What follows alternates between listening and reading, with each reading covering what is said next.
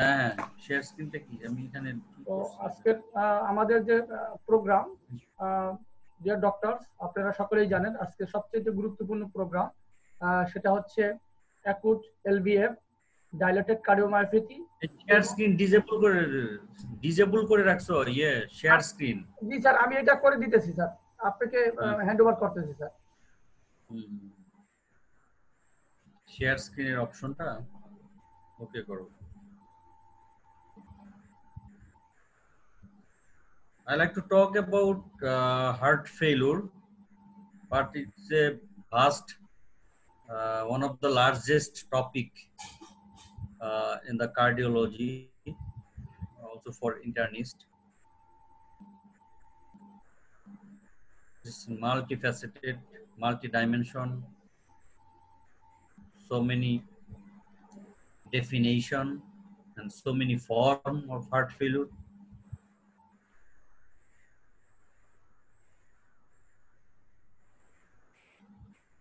সবাই ভালো আছে তো? করোনা তো আবার বেড়ে যাচ্ছে।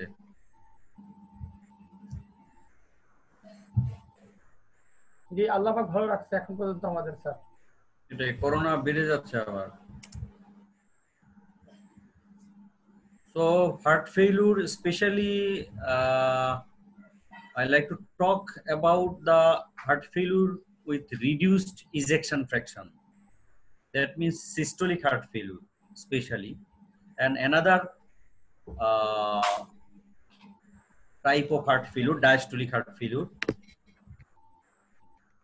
and acute heart failure, chronic heart failure, right heart failure, left heart failure, forward heart failure, backward heart failure. So many types in heart failure. It is multifaceted.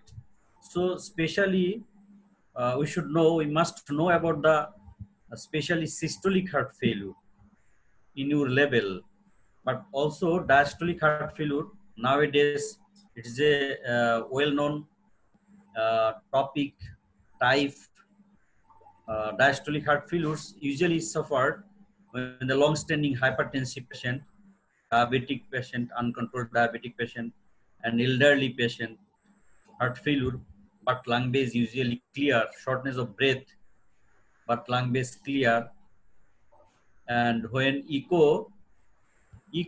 will give answer. After echo, we can confirm the diagnosis of diastolic heart failure. So today discussion only systolic heart failure or heart failure reduced ejection fraction. এটা করতে হবে, এটা সরিয়ে দিতে হবে যেটা no এটা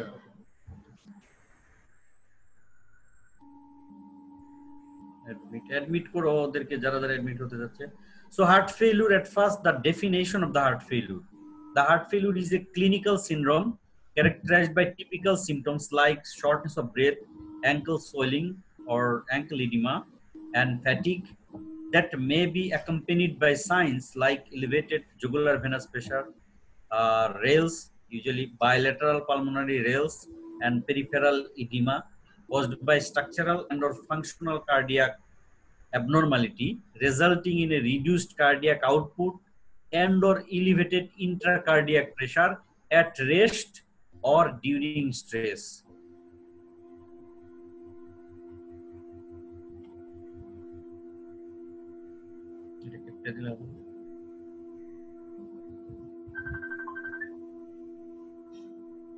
So definition of the heart failure,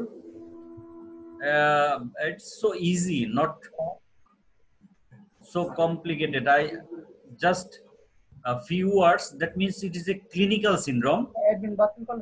কি কি সিম্পটম এটার থাকবে সেটা প্রথমে shortness of breath, ankle swelling থাকবে, ফ্যাটিগুইবিলিটি থাকতে পারে। অন এক্সামিনেশন আমরা এখানে কি পাবো?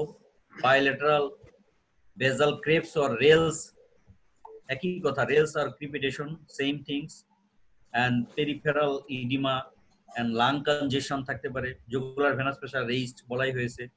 এন্ড কি কি কারণ হতে পারে? স্ট্রাকচারাল হার্ট ডিজিজের জন্য, ফাংশনাল কার্ডিয়াক অ্যাবনরমালিটির জন্য, যেটা কিনা আলটিমেটলি কার্ডিয়াক আউটপুটটা কমিয়ে দিবে অথবা ইন্ট্রাকার্ডিয়াক প্রেসার বাড়াবে at rest or during stress. This is the definition. বিভিন্ন ভাবে এটাকে ডিফাইন করা যায়। এটা তো ঝামেলা করতেছে এইটা। So definition of the heart failure.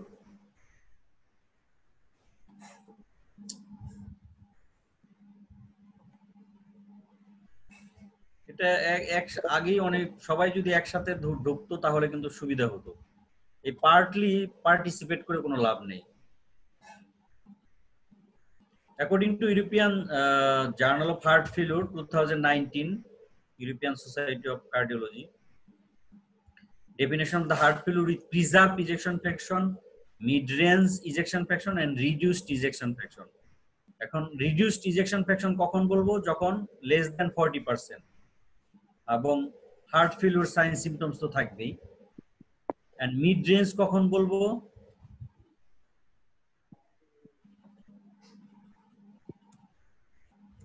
40 থেকে 49 যখন থাকবে স্যার ইনজেকশন।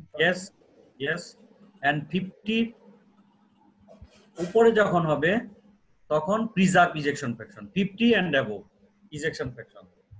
ঠিক আছে, আমরা এইভাবেও ক্লাসিফাই করতে পারি, reduced ejection fraction, mid range ejection fraction, preserve ejection fraction. এটা আপডেট ক্লাসিফিকেশন। ঠিক আছে, সিস্টোলিক হার্ট ফেলিউরের। আর হলো প্রিজার্ভ ইজেকশন ফ্র্যাকশন, এটা ইউজুয়ালি ডায়াস্টোলিক হার্ট ফেলিউর। আর রিডিউসড আর মিড রেঞ্জ এটা সিস্টোলিক। ইয়েস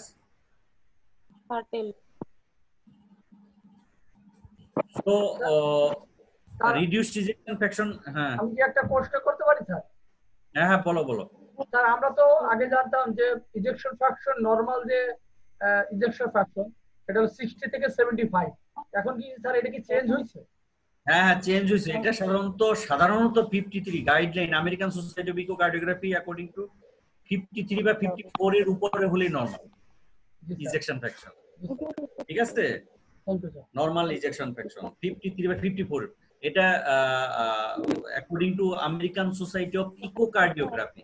কিন্তু এটা তুমি যদি ফিজিওলজি বা আদার্স ওয়েতে চিন্তা করো, সেটা সাধারণত 60% ওর above.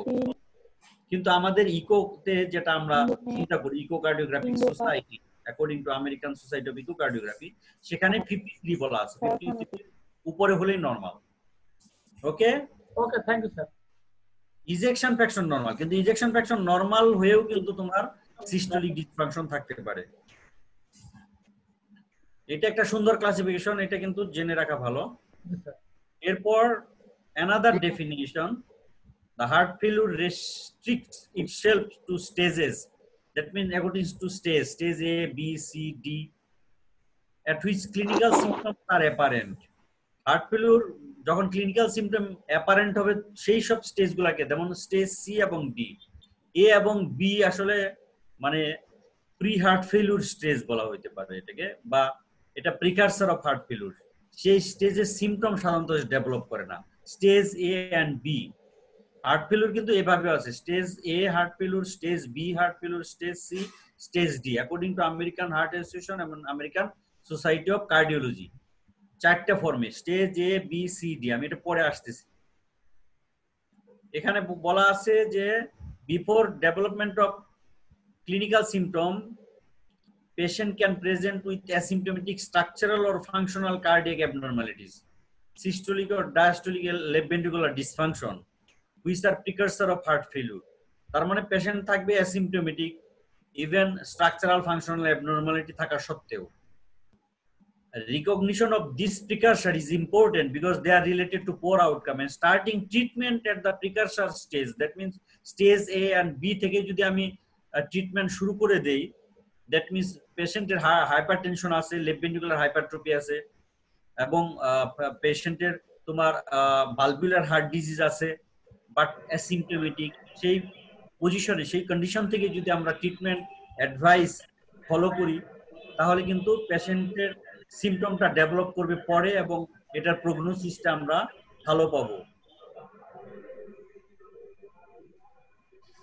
Some terminology: asymptomatic left ventricular dysfunction, a patient never when exhibited the typical signs of symptom of heart failure, যখন কখনোই টিপিক্যাল সাইন সিমটম শো করবে না, এটাকে অ্যাসিম্পটোমেটিক এলভি ডিসফাংশন বলা হয়।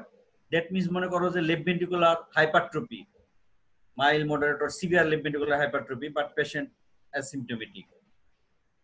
And asymptomatic valvular heart disease থাকতে পারে। Acute heart failure, it is an emergency situation, all of you know, in which a patient was completely asymptomatic before the onset of heart failure. তার আগে ভালো ছিল, হঠাৎ করে তার এই সিম্পটমটা, shortness of breath and dyspnea, or heart failure is a cause like acute ST elevation MI, or like acute coronary syndrome in the form of non-ST acute coronary syndrome, or unstable angina with heart failure, or ST, especially prognosis is dangerous and worse outcome, in hospital outcome, when the patient ST elevation MI with heart failure and with cardiogenic shock. It's a worse in hospital mortality, maximum 80% patient in cardiogenic shock, even with treatment. And chronic heart failure is the long-term syndrome in which the patient exhibits symptoms over a long period of time, usually as a result of pre-existing condition. ADHF সংক্ষেপে বলা হয় acute decompensated heart failure. When a chronic stable heart failure patient suddenly deteriorate, and then patient may be described as decompensated heart failure. That means stable ছিল, একবার হসপিটালে ভর্তি হয়েছে, তুমি treatment দিয়েছো, ট্রিটমেন্টে থাকা অবস্থায় হয়তো ভালো ছিল, তারপরে ট্রিটমেন্ট ডিসকন্টিনিউ করেছে, অ্যাডভাইস মানেনি, আবার অথবা কোনো প্রিসিপিটেটিং এনএসআইডি খেয়েছে, অথবা প্রিম্যাচিউরলি ডায়াবেটিক্স অফ করেছে পেশেন্টটা, এসব কারণে তার, অথবা এনিমিয়া হতে পারে, এনিমিয়ার জন্য সেটা অ্যাগ্রাভেট করতে পারে, ইনফেকশনের জন্য অ্যাগ্রাভেট করতে পারে, ডিকম্পেনসেশন হতে পারে স্টেবল কন্ডিশন থেকে। And actually it is a progressive clinical syndrome, heart failure. And stage A, usually no symptoms, and even in exercise there is no symptom, normal LV systolic function. Asymptomatic LV dysfunction, that means stage B. That means left ventricular hypertrophy, usually we can see during echocardiography. Patient usually hypertensive patient, long-standing uncontrolled hypertension. In that case, structural heart disease, but asymptomatic, stage B. Normal stage, there is risk factor, but there is no structural change in the heart. That means patient hypertensive, diabetic patient, asymptomatic, এই দুটোই বলা ভালো, stage A, normal stage. R asymptomatic LV dysfunction, that means structural heart disease আছে, that means valvular heart disease আছে, but asymptomatic, এবং hypertension আছে, left ventricular hypertrophy থাকতে হবে। এইসব ক্ষেত্রে আমরা বলবো asymptomatic LV dysfunction, that means stage B. Stage C কখন বলবো? যখন এটার সাথে সিম্পটম থাকবে, বাট কম্পেনসেটেড, এখনো ডিকম্পেনসেটেড হয়নি। and stage C দুটা ভাগে ভাগ করা হয়েছে, যখন ডিকম্পেনসেটেড হবে, that means acute heart failure like feature হবে, তখন decompensated heart failure stage C. And stage D, refractory heart failure, that means history of recurrent admission of hospitalization due to heart failure and every time required inotropic support. It's called the refractory heart failure. It required special treatment, inotropic support, and sometimes the ventricular assist device and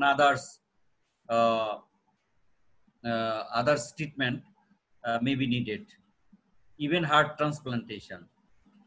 And the patient suffering, that means the prognosis is the worst prognosis in case of refractory heart failure. তাহলে আমরা এখানে stage A, B, C, D এই তিনটা স্টেজই মনে রাখতে পারি heart ফেলিউরে। তার মানে একটা পেশেন্ট যদি হাইপারটেনশন থাকে তাহলে কিন্তু স্টেজ A হার্ট ফেলিউর, একটা পেশেন্টের যদি ডায়াবেটিস থাকে তাহলে স্টেজ A হার্ট ফেলিউর। ঠিক আছে, আমি এটা বারবার রিপিট করতেছি এই স্টেজগুলোর ইয়ের জন্য, এটা ডেভিডসনে মনে হয় আছে আর কি। এবং NYHA class 1, 2, 3, 4 New York heart association, সংক্ষেপে বলে NYHA, New York heart association, functional classification of heart failure, তার মানে সিমটমের উপর নির্ভর করে। ঠিক আছে, mild symptom, that means the in case of NYHA class 1 at rest severe এক্সারশনে সিমটোমেটিক হবে। ইফ মাইল্ড টু মডারেট এক্সারশনে হয় তাহলে 2 হবে, এবং ক্লাস 3 to 4 সাধারণত at rest হবে। স্পেশালি NYHA ক্লাস 4 সাধারণত রেস্টে সিমটোমেটিক থাকবে। It is the functional classification of the heart failure NYHA। এখানে যদি ফাংশনাল ক্লাসিফিকেশনের সাথে কম্পেয়ার করি আমরা স্টেজের সাথে, সেটা NYHA 1 থেকে 3 যেটা, সেটা সাধারণত স্টেজ সিটাই সাধারণত, একটা হলো কম্পেনসেটেড আর একটা হলো ডিকম্পেনসেটেড স্টেজেস অফ সি। আর NYHA ক্লাস 4 সাধারণত refractory heart failure, that means at রেস্টে সিমটম থাকবে পেশেন্টের।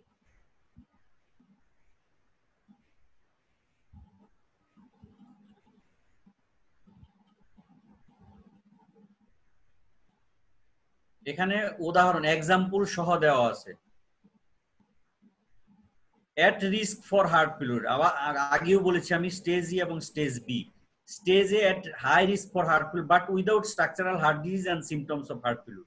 কোন কোন condition? Hypertension, chronic coronary artery disease, usually chronic stable angina, there is no structural change in the heart, diabetes, obesity, cardiotoxic medication যদি কোনো পায়, chemotherapeutics যদি পায়, and stage B when the structural changes but without symptoms of the heart failure, এটা কি previous MI যদি থাকে, LV remodeling, that means left ventricular hypertrophy and asymptomatic valvular heart disease, এগুলা হলো স্টেজ বি এর আন্ডারে পড়বে। স্টেজ সি হলো structural heart disease but with prior or current symptom of heart failure. ঠিক আছে, এখানে স্টেজ সি তে পেশেন্ট সিমটোমেটিক থাকবে। এবং স্টেজ ডি হলো রিফ্রেক্টরি হার্ট ফেলিউর। রিফ্রেক্টরি হার্ট ফেলিউর বললাম যে রিকারেন্ট অ্যাডমিশন লাগবে এইসব পেশেন্টগুলোর, হিস্ট্রি থাকে রিকারেন্ট অ্যাডমিশনের, আমি এভরি টাইম আয়োনোট্রপিক সাপোর্ট লাগবে এইসব পেশেন্টগুলোকে, refractory heart failure. That means stage D at রেস্টে সিমটম থাকবে in spite of getting maximum medical therapy. এটা যদি আমরা পিরামিডের আকারে দেখতে চাই, সেটা stage A high risk of developing heart failure, stage B asymptomatic, stage C symptomatic, stage D marked symptom at rest despite medical maximum medical therapy. আর এটার সাথে তুলনা করা হয় 1 to 3, that means stage C, and stage NYHA class 4, that means stage D. তাহলে NYHA যেটা classification সেটা functional classification, আর এই CCR যেটা সেটা হলো স্টেজ অ্যাকর্ডিং টু স্টেজ। আর এখানে তোমার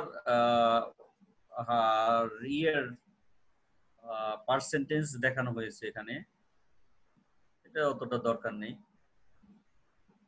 এটা আমরা আসি, এটা কোন NYHA ক্লাসের মর্টালিটি, 1 year মর্টালিটি কত পার্সেন্টেজ সেটা দেখানো হয়েছে।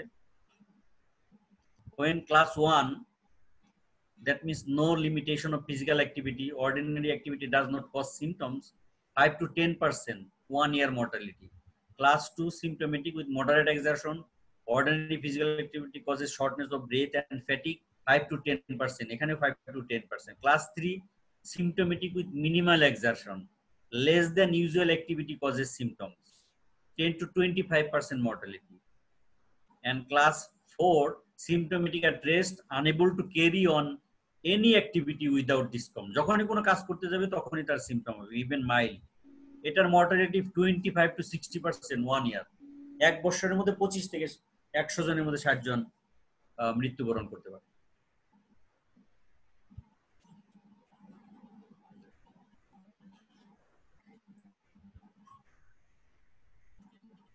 আর clinical assessment of heart failure, কারণ ক্লিনিক্যাল অ্যাসেসমেন্ট করতে গেলে আমার কি মেডিকেল প্রথমে হিস্ট্রি নিতে হবে পেশেন্টের, ফোকাসড এক্সামিনেশন করতে হবে এবং ইনভেস্টিগেশন করতে হবে, রিলিভেন্ট ইনভেস্টিগেশন করতে হবে। ক্লিনিক্যাল অ্যাসেসমেন্টের ক্ষেত্রে যেখানে আমার পেশেন্টের যে রিস্ক ফ্যাক্টর আছে কিনা, পেশেন্ট হাইপারটেনসিভ কিনা, ডায়াবেটিক কিনা, তার ইসকেমিক হার্ট ডিজিজ আগে থেকে আছে কিনা, অথবা ischaemic heart disease chronic coronary syndrome অথবা ক্রনিক স্টেবল অ্যাঞ্জিনা ফর্মে আছে কিনা, সেই পেশেন্টগুলো, পেশেন্টের ভালভুলার হার্ট ডিজিজ আছে কিনা, তারপরে তোমার কার্ডিওটক্সিক মেডিকেশন কোনো পাচ্ছে কিনা, কেমোথেরাপিউটিক এজেন্ট পাচ্ছে কিনা, পেশেন্ট হয়তো মেলিগনেন্সি কেমোথেরাপি পাচ্ছে, সেই পেশেন্টগুলো কিন্তু কার্ডিওটক্সিক ড্রাগের জন্য কার্ডিওমায়োপ্যাথি ডেভেলপ করতে পারে এবং সিস্টোলিক ফাংশন ইম্পেয়ারমেন্ট হতে পারে, হার্ট ফেলিউর ডেভেলপমেন্ট করতে পারে এই কার্ডিওটক্সিক কেমোথেরাপিউটিক এজেন্টের জন্য। সেই সব হিস্ট্রিগুলো তোমাকে আমাদেরকে নিতে হবে। পেশেন্ট এনিমিয়া আছে কিনা, প্রেগনেন্সি কিনা, তারপরে হলো যে তোমার থাইরোটক্সিকোসিস কিনা, ডায়াবেটিস কিনা, ঠিক আছে, যেসব কারণে হার্ট ফেলিউর, হাইপোথাইরয়েডিজম কিনা, সেসব হিস্ট্রিগুলা আমাদেরকে মেটিকুলাসলি নিতে হবে। আর এক্সামিনেশন যেগুলো, সেটা আমাদের ব্লাড প্রেশার দেখতে হবে, তারপরে জেনারেল এক্সামিনেশন আমাদের সবই দেখতে হবে, anaemia, pulse, blood pressure. Precordial examination আমাদের কি করতে হবে, প্রিকর্ডিয়াল এক্সামিনেশন আমাকে to find out the any murmur আছে কিনা সেটা দেখতে হবে। তারপরে স্ট্রাকচারাল এনি মানে কনজেনিটাল শান্ট অ্যানোমালি আছে কিনা, এএইচডি, ভিএইচডি, সেটা আমাকে দেখতে হবে। তারপরে হলো তোমার বাচ্চাদের ক্ষেত্রে অনেক সময় দেখা যাচ্ছে যে মায়োকার্ডাইটিসের জন্য হার্ট ফেলিউর হয়, একদম নিওনেট, হ্যাঁ, পেশেন্টের শ্বাসকষ্ট হচ্ছে, স্যাচুরেশন কমে যাচ্ছে, সেসব পেশেন্টকে ইকো করতে গেলে দেখা যাচ্ছে যে হাইপোকাইনেসিয়া, একদম গ্লোবাল হাইপোকাইনেসিয়া, ডাইলেটেড এলভি বাচ্চাদের ক্ষেত্রে। এটা কি কারণে হচ্ছে? মায়োকার্ডাইটিসের জন্য হতে পারে ভাইরাল মায়োকার্ডাইটিস ইউজুয়ালি। তো ইকোকার্ডিওগ্রাফি আমরা আদার ইমেজিং মডালিটি, এখানে আমাদেরকে ইসিজি করতে হতে পারে যদি পেশেন্টের চেস্ট পেন নিয়ে আসে বা পেশেন্টের লং স্ট্যান্ডিং হাইপারটেনশন থাকে, ইসিজিতে চেঞ্জ পাইতে পারি, সাইনাস টেকিকার্ডে পাইতে পারি, অ্যাকুট এমআইয়ের বা ওল্ড এমআইয়ের এভিডেন্স পাইতে পারি ইসিজিতে, লেফট ভেন্ট্রিকুলার হাইপারট্রফি পেতে পারি ইসিজিতে, এবং ইকোতে আমরা এটাকে ফাইনালাইজ করব, তার ইজেকশন ফ্র্যাকশন দেখবো, ওয়াল মোশন দেখবো, লেফট ভেন্ট্রিকুলারের ওয়াল মোশন কেমন, বা স্ট্রাকচারাল কনজেনিটাল হার্ট ডিজিজ আছে কিনা, এইচডি, ভিএইচডি আছে কিনা, সেগুলো আমরা দেখতে পারবো ইকো করে। এবং some laboratory investigation and routine complete blood test is the most important, as because patient in if anemia aggravate heart failure, or anemia itself causes heart failure, high output cardiac failure, anemic heart failure, especially pregnancy may precipitate. And another peripartum cardiomyopathy, heart failure during pregnancy or just after delivery within 6 weeks postpartum. Chronic heart failure is a progressive disease. এটা chronic heart failure এর বিভিন্ন সময় decompensation হইতে পারে। That means এটা যে stage chronic stable স্টেজে ছিল, তারপর আবার ডিকম্পেনসেশন, দ্যাট মিন্স আবার হয়তো অ্যাগ্রাভেট হচ্ছে, acute on chronic heart failure, আবার হসপিটাল অ্যাডমিশন হচ্ছে, এখানে আবার ডিকম্পেনসেশন, এবং গ্রাজুয়ালি দেখছো তাদের যে ডিজিজ প্রোগ্রেশন হচ্ছে এবং মর্টালিটি বাড়তেছে, cardiac function and quality life decrease করতেছে। ডিজিজ প্রোগ্রেশন যত বাড়বে, একটা পেশেন্টের একবার হার্ট ফেলিউর হলে কিন্তু যদি তোমার এডিকুয়েট ট্রিটমেন্ট না পায় এবং অ্যাডভাইস ফলো না করে, তাহলে কিন্তু মানে রিকারেন্ট হসপিটাল অ্যাডমিশনের চান্স থাকে এবং মর্টালিটি আস্তে আস্তে বাড়তে থাকে সেসব পেশেন্টগুলোকে। So very much careful during discharge after hospital admission, first time in a heart failure, if we identify the cause like the acute coronary syndrome, especially ST elevation MI এর পেশেন্টের যদি আমরা রিপারফিউশন ঠিক মতো না করি, হয়তো আমরা 12 ঘন্টার মধ্যে আসছে, ঠিকভাবে রিপারফিউশন দিলাম না, স্টেপ্টোকাইনেস দিলাম না, বা টেনিক প্লেস দিতে পারলাম না, বা প্রাইমারি পিসে করতে পারলাম না, সেসব পেশেন্ট গুলাকে কিন্তু যে কোনো সময় কমপ্লিকেশন ডেভেলপ করতে পারে ইন হসপিটাল সেটিং এ হার্ট ফেলিউর, অথবা আফটার ডিসচার্জ যেসব ওষুধগুলো আমরা ACE inhibitor, beta blocker, specially carvedilol বা মেটোপ্রোলল, তারপরে হলো তোমার স্পাইরোনোলেকটন, এই ওষুধগুলো স্পাইরোনোলেকটন মানে রিসেন্ট যে ড্রাগটা, সেটা মর্টালিটি এবং মরবিডিটি বেনিফিট আছে হার্ট ফেলিউরের। অ্যালডোস্টেরন অ্যান্টাগনিস্ট, তোমরা জানো যে অ্যালডোস্টেরন এনজিওটেনসিন 2 থেকে অ্যালডোস্টেরন সোডিয়াম এবং রিটেনশন ওয়াটার রিটেনশন করে এবং হার্ট ফেলিউরকে অ্যাগ্রাভেট করে। সেই কারণে মিনারেল রিসিপ্টর অ্যান্টাগনিস্ট অ্যালডোস্টেরন এবং ইপ্লিরিনন, স্পাইরোনোল্যাকটোন এবং ইপ্লিরিনন, এই দুইটা ড্রাগ কিন্তু এখন হার্ট ফেলিউরের এবং আফটার এমআই আমরা ইউজ করতে পারি।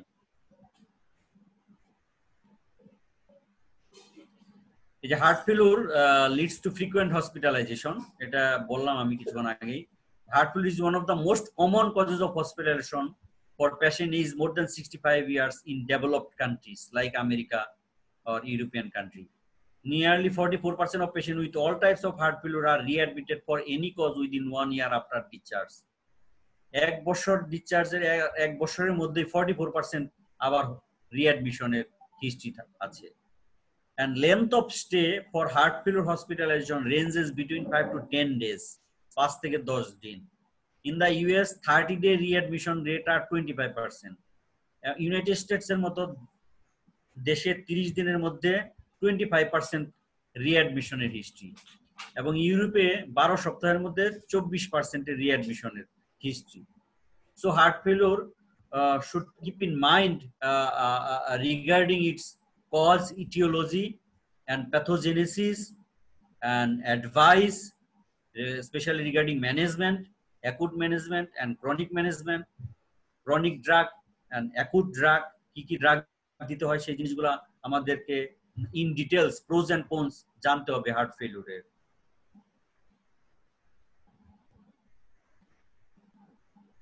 এখন হার্ট ফেলিউরের যে বায়োমার্কার, হার্ট ফেলিউরের মেইন যেটা বি টাইপ নাইট্রেটিক পেপটাইড বা এন্টিপ্রো বিএনপি, যেটা এন্টিপ্রো বিএনপি থেকে তোমার বিএনপি এন্টিপ্রো বিএনপি এবং বিএনপি দুইটাই কিন্তু বাড়তে পারে, কিন্তু এন্টিপ্রো বিএনপিটাই আমরা সাধারণত দেখি। এখানে লেভেল দেওয়া আছে, যেমন নন অ্যাকুট সেটিং এ BNP level 35 picogram per mL, এটা হলো normal. NT pro BNP 125 picogram per mL, and acute এটা হলো নন অ্যাকুট সেটিং এ। আর অ্যাকুট সেটিং এ বিএনপির upper limit 100 picogram per mL and anti-proBNP 300 picogram per ml.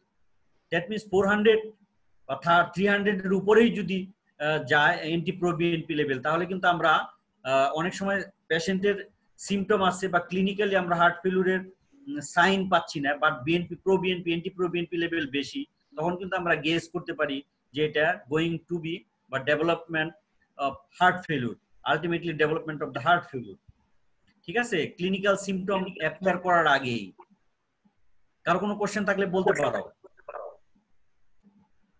আর এটা মায়োকার্ডিয়াল ওয়াল স্ট্রেসের জন্য, কার্ডিয়াক কম্প্রেশনের জন্য কিন্তু এটা যে আছে আমাদের এখানে, তো একটা হচ্ছে প্রো বিএনপি আর একটা হচ্ছে বিএনপি, এই দুটোর ভিতরে কোনটা কনফার্মেটরি?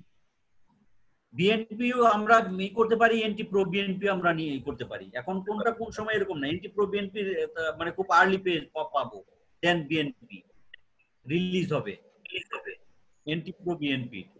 ঠিক আছে, দুইটাই gold standard for the diagnosis and prognosis of heart failure. দুইটাই, কোনটাই ভ্যালু কোনটা না, তবে বেশি কি প্রো বিএনপিটা এন্টি-প্রো বিএনপিটাই আমরা বেশি এখন ইউজ করি।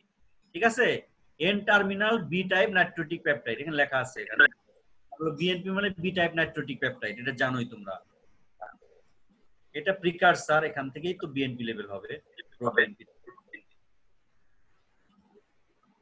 And diagnostic evaluation of the heart failure. Full evaluation of heart failure require consideration of কি the underlying abnormality of the heart. এটা তোমাকে দেখতে হবে type of cardiac dysfunction, heart failure reduced ejection fraction or preserved ejection fraction, and severity of the heart failure or syndrome, etiology or precipitating or worsening factor আছে কিনা পেশেন্টের, সেই জিনিসগুলো দেখতে হবে। এবং identification of the comorbidity, that means পেশেন্টের heart ফেলিউরের সাথে ক্রনিক কিডনি ডিজিজ আছে কিনা সেই জিনিসগুলো আমাকে দেখতে হবে। হার্ট ফেলিউরের সাথে other comorbid condition, that means diabetes mellitus আছে কিনা। হার্ট ফেলিউর হয়েছে হয়তো ইসকেমিক হার্ট ডিজিজের জন্য, পেশেন্টের ডায়াবেটিস আছে, পেশেন্টের হাইপারটেনশন আছে, ক্রনিক কিডনি ডিজিজ আছে এবং ভালভুলার হার্ট ডিজিজ আছে, মাল্টিপল প্যাথোলজি থাকতে পারে। সেই জিনিসগুলোকে মানে আমাদেরকে কি বলবো যে ফোকাস করতে হবে, চিন্তা করতে হবে যে কি কি ইটিওলজির কারণে একটা পেশেন্ট হার্ট ফেলিউর নিয়ে প্রথমে ভর্তি হলে আমাকে কি কি ইটিওলজি চিন্তা করতে হবে, এবং পেশেন্টের প্রথমে অ্যাকুট হার্ট ফেলিউর নিয়ে যখন আসবে তখন কিন্তু আমাকে তাকে সিমটম রিলিভ করার জন্য ইমিডিয়েট যে ম্যানেজমেন্ট, প্রপটা পজিশন, অক্সিজেন ইনহেলেশন, অক্সিজেন স্যাচুরেশনটা দেখা, এবং এবং ট্রিটমেন্ট দিতে হবে যদি অ্যাকর্ডিং টু কজ। যদি দেখা যায় যে এসটি এলিভেশন এমআই বা নন এসটি এলিভেশন এমআই, তাহলে সেটার যে কারণ, সেই কারণের ম্যানেজমেন্ট, রিপারফিউশন, স্ট্রেপ্টোকাইনেস দেওয়া, তারপরে loading dose of aspirin, clopidogrel দেওয়া, সেই জিনিসগুলো দিতে হবে। যদি হাইপারটেনশন থাকে সেই প্রেশারটা কন্ট্রোল করা, এবং প্রেশার যদি হাইপারটেনশন না থাকে নর্মাল প্রেশার থাকে তোমাকে এসি ইনহিবিটর অ্যাড করতে পারি আমরা। যদি পেশেন্টের চেস্ট পেইন থাকে, হার্ট ফেলিউর না মানে তখনও ডেভেলপমেন্ট করেনি, তখন আমরা বিটা ব্লকার মেটোপ্রোলোল, সাকসিনেট বা ফিমারেট দিতে পারি। কিন্তু যখন হার্ট ফেলিউর ডেভেলপ করে যাবে তখন আমরা কার্বিডোলল ইউজ করি লো ডোজে। সাধারণত কার্বিডোলল 3.1 to 5 মিলিগ্রাম টুয়াইস ডেইলি করে আমরা আস্তে আস্তে 6.25 and 25 মিলিগ্রাম টুয়াইস ডেইলি দিতে পারি আমরা কার্বিডোলল ম্যাক্সিমাম ডোজেস।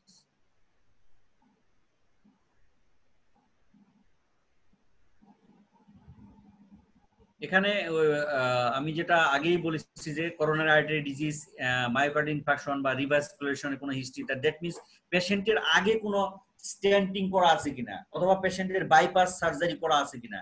একটা পেশেন্ট শর্টনেস অফ ব্রেথ নিয়ে আসলো, ইসিজি দেখা গেল যে ওল্ড এমআই, ঠিক আছে, পেশেন্টের ওল্ড এমআই ছিল, কিন্তু তার ওই পেশেন্টের যে সিএবিজি করা আছে সেগুলো কিন্তু হিস্ট্রি নিতে হবে। পেশেন্ট অনেক সময় ঠিকভাবে বলতে পারে না, হ্যাঁ, হয়তো এডুকেটেড পেশেন্ট না। আমাদের পার্সপেক্টিভ, বাংলাদেশ পার্সপেক্টিভ চিন্তা করতে হবে। অনেক অশিক্ষিত পেশেন্ট আছে যে তাদের কি হয়েছে বলবে যে একটা অপারেশন হয়েছে বা বাইপাস হয়েছে, সেটা বললো বাইপাস কিন্তু সার্জারি হয়েছে ভালভের জন্য, হয়তো ভালভ রিপ্লেসমেন্ট হয়েছে।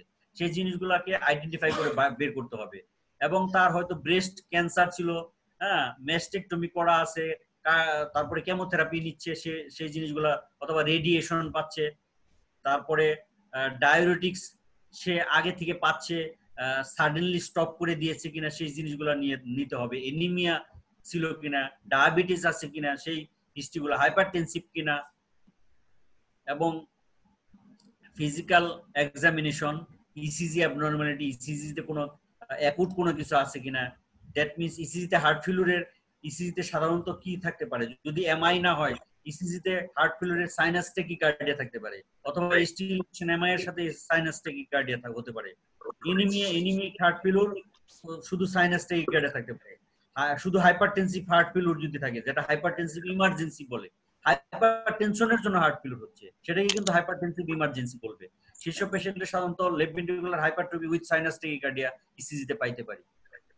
আর ফিজিক্যাল এক্সামিনেশনে আমাদেরকে দেখতে হবে যে তার বেজাল ক্রিপিটেশন আছে কিনা, বা রেলস আছে কিনা, অ্যাঙ্কেল ইডিমা আছে কিনা, হার্ট মারমার আছে কিনা, জুগুলার ভেনাস প্রেসার রেজড কিনা সেটা দেখতে হবে, অ্যাপেক্স বিট শিফটেড কিনা, দ্যাট মিন্স কার্ডিওমায়োপ্যাথি হয়ে গেছে কিনা অলরেডি, অথবা ভালভুলার হার্ট ডিস হয়তো এমআর, সিভিআর এমআর, তাহলে কি হবে, অ্যাপেক্স বিট ডিসপ্লেসড হবে। বাট আইসোলেটেড মাইট্রাল স্টেনোসিস যদি হয়, apex beat usually it's normal পজিশনে থাকবে, লোকালাইজড মাইট্রাল এরিয়াতে থাকবে, ঠিক আছে, উইদিন 9 সেন্টিমিটারের মধ্যে। কিন্তু যদি এমএস উইথ এমআর থাকে, অথবা এআর থাকে, এএস উইথ হার্ট ফেলিউর থাকে, তাহলে অ্যাপেক্স বিট শিফটেড থাকবে। তাহলে তোমাকে inspection, palpation, auscultation, every steps should be keep in mind during examination. এরপর আমাদেরকে যেটা দেখতে হবে, যেটা একটা হার্ট ফেলিউর হলেই কিন্তু পেশেন্টের এই এনটিপ্রো বিএনপি বা বিএনপি লেভেল বাড়তে থাকবে। এটা যত বাড়বে তত তোমাকে বুঝতে হবে মায়োকার্ডিয়াল ইনজুরি তত বেশি। এটা কিন্তু নরমাল ফিজিওলজিক্যাল রেসপন্সে নাইট্রেটিক পেপটাইডটা বাড়বে। কি কি সিস্টেম অ্যাক্টিভিটি হয়, নাইট্রেটিক পেপটাইড যেটা আমাদের জন্য ভালো, তারপরে হলো sympathetic nervous system over activation হবে, তারপরে renin angiotensin aldosterone system over activation হবে। সিম্প্যাথিক নার্ভাস সিস্টেম এবং রেনিন রাশ সিস্টেম অ্যাক্টিভেশন সেটা আমাদের জন্য হেল্পফুল না, এটা অ্যাডভান্টেজিয়াস না, এটা আমাদের অ্যাডভার্স, এটা অ্যাডভার্স ইফেক্ট। এইটাকে আমাকে হল্ট করতে হবে, আর রেস্ট সিস্টেমকে হল্ট করতে হবে। সিম্প্যাথেটিক নার্ভাস সিস্টেম ওভার অ্যাক্টিভেশনকে হল্ট করতে হবে, ইনহিবিট করতে হবে ড্রাগ দিয়ে, ঠিক আছে? তাহলে assessment of natriuretic peptides not routinely done in clinical practice. আমরা সাধারণত রুটিনলি করি না, কিন্তু এটা করতে পারলে ভালো। সব থানা লেভেলে যখন কোনো পেশেন্ট আসবে সেখানে কিন্তু আমরা এনটি প্রো বিএনপি বা বিএনপি লেভেল করতে পারবো না, একটা রিমোট এরিয়াতে করতে পারবো না। তখন আমাকে ক্লিনিক্যাল হিস্ট্রি এক্সামিনেশন দিয়ে আমাকে হার্ট ফেলিউর ডায়াগনোসিস করতে হবে। সিম্পল হয়তো ইসিজি থাকতে পারে, একটা চেস্ট এক্সরে করতে পারি, কিন্তু আমাদের বায়োকেমিক্যাল টেস্ট গুলো হয়তো এনটি প্রো বিএনপি আমরা দুই দিকে পারবো না। হয়তো সিবিসি কমপ্লিট ব্লাড কাউন্ট করতে পারি, একটা পেশেন্ট এনিমিয়া আছে কিনা সেটা আমরা দেখতে পারবো, পেশেন্ট ডায়াবেটিস আছে কিনা, রিস্ক ফ্যাক্টর আছে কিনা, serum creatinine level, renal impairment আছে কিনা সেটা দেখতে পারবো। ইকোকার্ডিওগ্রাফি তো সব জায়গায় তো থানা লেভেলে অবশ্য এখন আছে, কনসালটেন্ট কার্ডিওলজি থানা লেভেলে, কিন্তু অনেক থানাতেই পোস্টিং আছে কনসালটেন্ট কার্ডিওলজি।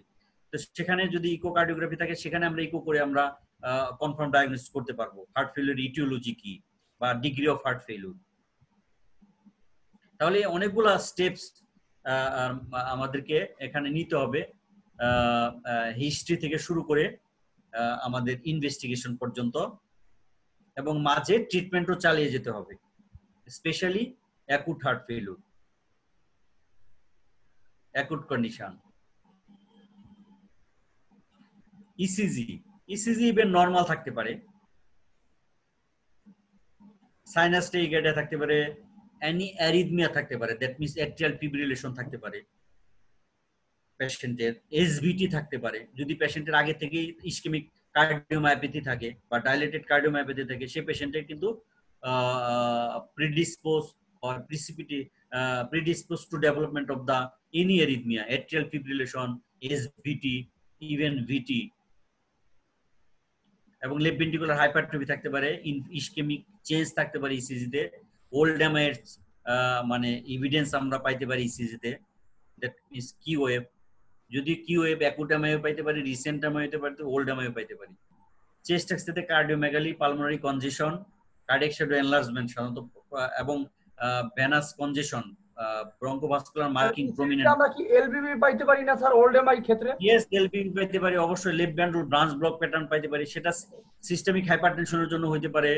তারপরে তোমার অ্যাওর্টিক স্টেনোসিসের জন্য এলবিবি হতে পারে, new onset এলবিবি equivalent to ST elevation MI, এবং ইকোতে আমরা পাওয়া যায় sir most of the patient. হ্যাঁ, ইয়েস, এবং ইকোতে সিস্টোলিক ডায়াস্টোলিক ডিসফাংশন বা আদার্স যে কজগুলো সেগুলো আইডেন্টিফিকেশন করতে পারবো আমরা ইকো দিয়ে, এবং level of systolic dysfunction, ejection fraction কত, 25%, 30%, 40%, 50%, এটা আমরা অ্যাসেস করতে পারবো। ইকোতে তো মেইনলি অলমোস্ট অ্যাবনর্মালিটি পাওয়া যাবে, অল চেম্বার ডাইলেটেড থাকবে, তাই না স্যার? গ্লোবাল, হ্যাঁ, ইয়েস, সাধারণত dilated cardiomyopathy usually all chambers are dilated, এবং global hypokinesia of the left ventricle, left ventricle প্রত্যেকটা wall as a whole dilated থাকবে এবং হাইপোকাইনেসিয়া থাকবে। কিন্তু ইসকেমিক কার্ডিওমায়োপ্যাথিতে একটা পার্টিকুলার সেগমেন্ট যে ওয়াল ইনভলভমেন্ট, সেটা ইনফেরিয়র ওয়াল হতে পারে, অ্যান্টেরিয়র ওয়াল হতে পারে, ল্যাটারাল ওয়াল হতে পারে, পোস্টেরিয়র ওয়াল হতে পারে, সেই ওয়ালগুলো হাইপোকাইনেসিয়া থাকবে, অন্যান্য ওয়ালগুলো কম্পেনসেটরি হাইপারকাইনেটিক থাকতে পারে। Blood test, complete blood count, ESR, liver function test, thyroid function test, urine RME, এটা এখানে সেটা ডায়াবেটিসের জন্য বলো বা রেনাল ইউরিনারি ট্র্যাক্ট ইনফেকশন, মানে that means comorbid coexisting condition গুলা এর জন্য আমাদের এই মানে টেস্টগুলো করা লাগতে পারে। ব্লাড গ্লুকোজ লেভেল দেখতে হবে, ডায়াবেটিস আছে কিনা, ইউরিক অ্যাসিড লেভেল দেখতে হবে, যদি এগুলো অতটা ইম্পর্টেন্ট না। এখানে তোমাদের complete blood count, thyroid function টেস্টটা ইম্পর্টেন্ট, এবং blood glucose level, serum creatinine level. কিছু সিলেক্টেড পেশেন্টের জন্য কি কি করা লাগতে পারে, troponin I or troponin T, specially troponin I, iron study করা লাগতে পারে আয়রন ডেফিসিয়েন্সি এনিমিয়ার জন্য, আর্টেরিয়াল ব্লাড গ্যাস অ্যানালাইসিস করা লাগতে পারে, ভাইরাল টাইটার করা লাগতে পারে ভাইরাল মায়োকার্ডাইটিসের জন্য। Special situation usually cardiopulmonary exercise 6 minutes walk test আমরা করি অনেক সময় ফাংশনাল স্ট্যাটাসের জন্য। Ambulatory ECG 24 hours ECG monitoring লাগতে পারে। অ্যারিথমিয়া পেশেন্টের হয়তো ইনফ্রিকুয়েন্ট অ্যারিথমিয়া হচ্ছে, ইসিজিতে আসতেছে না 12 মিনিট ইসিজি, তখন 24 ঘন্টার ইসিজি করি আমরা। হল্টার মনিটরিং করি। স্ট্রেস ইমেজিং করা যেতে পারে, তার মানে স্ট্রেস ইকো করা যেতে পারে, এবং ইটিটি এক্সারসাইজ টলারেন্স টেস্ট করে আমরা করতে পারি। কার্ডিয়াক এমআর করা যেতে পারে, কার্ডিয়াক ক্যাথ করা যেতে পারে, বিশেষ করে কনজেনিটাল হার্ট ডিজিজ যেসব থাকে, যেমন মনে করো টেট্রালজি অফ ফ্যালোট আছে, এএসডি বিএসডি, সেসব পেশেন্টের ক্ষেত্রে এখন ইকো এত মানে আপডেটেড ভার্সন এসে গেছে, modalities of echo, 3 dimensional 4 dimensional. সে এখন আর অনেক সময় কার্ডিয়াক ক্যাথ অ্যাভয়েড করা যায়, ইকো দিয়ে আমরা কমপ্লিট ডায়াগনোসিস করতে পারি।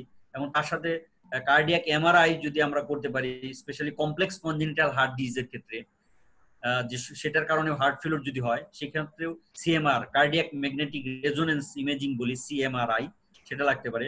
করোনারি এনজিওগ্রাম বলছি যে যখন এমআই হবে সেই পেশেন্টকে pharmaco invasive therapy, that means একটা পেশেন্ট হয়তো ডিস্ট্রিক্ট লেভেলে আসলো, স্ট্রেপ্টোকাইনেজ দেওয়া হলো, 24 ঘন্টার মধ্যে বা ম্যাক্সিমাম 48 ঘন্টার মধ্যে এটাকে যদি আমরা ক্যাথেটারাইজেশন এনজিওগ্রাম করতে পারি, এবং তোমার যদি স্ট্যান্টিং করা লাগে, ঠিক আছে, আমরা প্রথমে স্ট্রেপ্টোকাইনেজ দিলাম বা টেনিক্টিপ্লেজ দিলাম, ফিব্রিনোলাইটিক এজেন্ট দিলাম, এরপরে হলো আমরা করোনারি এনজিওগ্রাম করে পেশেন্ট দেওয়ার পরে রিপারফিউশন ঠিক মতো হলো না, পেশেন্টের চেস্ট পেইন অথবা মাল্টিপল রিস্ক ফ্যাক্টর, ঠিক আছে, সেসব পেশেন্টের ক্ষেত্রে বা অনগোয়িং চেস্ট পেইন, সেসব পেশেন্টকে কিন্তু আমরা পেশেন্টকে শিফট করে দেই যে এটার এনজিওগ্রাম লাগবে, এবং সেটা যত আর্লি করা যায়, 24 ঘন্টার মধ্যে হলে আরো ভালো হয়, ম্যাক্সিমাম 48 ঘন্টা। 48 ঘন্টা পার হয়ে গেলে তখন খুব একটা আউটকাম ভালো না। এনজিওগ্রাম করে পরবর্তীতে এনজিওগ্রামের ফাইন্ডিং এর উপর নির্ভর করে, করোনারি আর্টারি স্টেনোসিসের উপর নির্ভর করে আমরা স্ট্যান্টিং অথবা সিএবিজি ফার্দার স্টেপস নিব। এন্ডোমাইকার্ডিয়াল বায়োপসিতে যখন রেয়ার অ্যামাইলোইডোসিস, কার্ডিয়াক অ্যামাইলোইডোসিস বা আদার্স জেনেটিক কার্ডিওমায়োপ্যাথি, সেসব ক্ষেত্রে এটা আমাদের জন্য স্যার এত কিছু আসলে প্রয়োজন না, আমরা শুধু যেটা করতে পারি, টোপোনিন আই করতে পারি, চেস্ট এক্সরে করতে পারি, ইকোটা করতে পারি, প্রোবিএনপি করতে পারি, ইসিজি করতে পারি, এবং আমাদের মধ্যে কমপ্লিট ব্লাড কাউন্টটাও আনতে হবে, complete blood count, blood sugar, serum creatinine, ঠিক আছে, ইসিজি, চেস্ট এক্সরে, ইকো, জি স্যার, এবং এনটি প্রো বিএনপি বা বিএনপি লেভেল আমাদের ডিস্ট্রিক্ট লেভেলেও হয় এখন, যতটুকু আমি জানি। এখন এখানে comorbidities in heart failure, in patient with heart failure, impair prognosis in aggravate heart failure symptom and effect management, comorbidity কথা বলা হচ্ছে, that means patient of CKD, সেই সিকেডি পেশেন্ট গুলাকে তুমি সবকিছু, সব ট্রিটমেন্ট দেওয়ার হবে উইথ কশন, সব এসি ইনহিবিটর দেওয়ার ক্ষেত্রে, এআরবি দেওয়ার ক্ষেত্রে, ডায়াবেটিস দেওয়ার ক্ষেত্রে, তারপরে স্পাইরানোল কি বলে aldosterone receptor, MRA mineral receptor antagonist দেওয়ার ক্ষেত্রেও আমাদেরকে কশন থাকতে হবে, হাইপারক্যালেমিয়া করতে পারে। তাহলে কোমরবিড কন্ডিশন গুলাকে ট্রিটমেন্টের ক্ষেত্রে এগুলোকে আমাকে যাচাই বাছাই করে ট্রিটমেন্ট দিতে হবে। and drug used to treat comorbid, that means rheumatoid arthritis সাথে হার্ট ফেলিউর। এখন rheumatoid arthritis এর জন্য NSAID দিতে হচ্ছে, কিন্তু মেথোট্রেক্স দিতে হচ্ছে, মেথোট্রেক্সের ইমিউনোসাপ্রেসিভ ড্রাগ, এইসব পেশেন্ট ড্রাগগুলো কিন্তু হার্ট ফেলিউরকে অ্যাগ্রাভেট করতে পারে। এবং ডায়াবেটিস মেলাইটাস, তুমি আনমিউট হও, তুমি ইউ আর মিউট, আনমিউট হয়ে তারপরে কথা বলো। বলতেছি স্যার পেশেন্টের রিউমাটয়েড আর্থ্রাইটিস আছে, সাথে হার্ট ফেলিউর, মেথোট্রেক্সেট পাচ্ছে, তো এখন অথবা সালফাসালাজিন পাচ্ছে, সেক্ষেত্রে কি করব স্যার? না, সেক্ষেত্রে হার্ট ফেলিউরের তো তোমাকে ম্যানেজমেন্ট দিতেই হবে। এখন হার্ট ফেলিউর কি কারণে হলো? হার্ট ফেলিউর তার হাইপারটেনশনের জন্য হলো, বা ইসকেমিক হার্ট ডিজিজের জন্য হলো, না valvular structural heart disease, valvular heart ডিজিজের জন্য হলো, বা শান্ট অ্যানোমালি, এএসডি বিএসডি কোন কারণে হলো, যে কোনোটা হতে পারে। সেই তোমার আগে সিমটম রিলিভ করতে হবে হার্ট ফেলিউরের। সেটা যদি অ্যাকুট হার্ট ফেলিউরের স্টেজে আছে, তোমার ডায়াবেটিক্স দিতে হবে, তারপরে তোমার বিটা ব্লকার দেওয়া লাগতে পারে, এসি ইনহিবিটর দেওয়া লাগতে পারে। কিন্তু সেসব পেশেন্টের ক্ষেত্রে হার্ট ফেলিউর স্টেবল করার পরে তুমি চিন্তা করবা এনএসআইডি দিলেও মিনিমাল ডোজে দিতে হবে। সেখানে সালফাসালাজিন দেওয়া যেতে পারে, কিন্তু তোমাকে মনিটর করতে হবে। মেথোট্রেক্সেটও দেওয়া যেতে পারে লো ডোজে, কিন্তু তোমাকে মনিটর করতে হবে, পেশেন্টের ফলো আপে রাখতে হবে, রেনাল ফাংশন দেখতে হবে, ঠিক আছে। Thank you sir, thank you sir.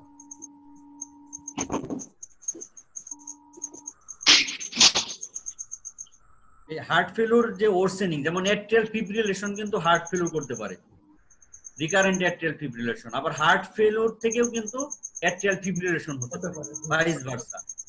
ঠিক আছে, heart failure is the cause of atrial fibrillation এবং atrial fibrillation may causes heart failure and other tachyarrhythmia may causes heart failure.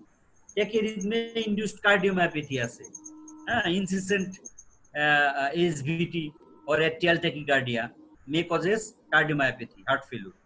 Bradycardia, heart block induced heart failure হতে পারে।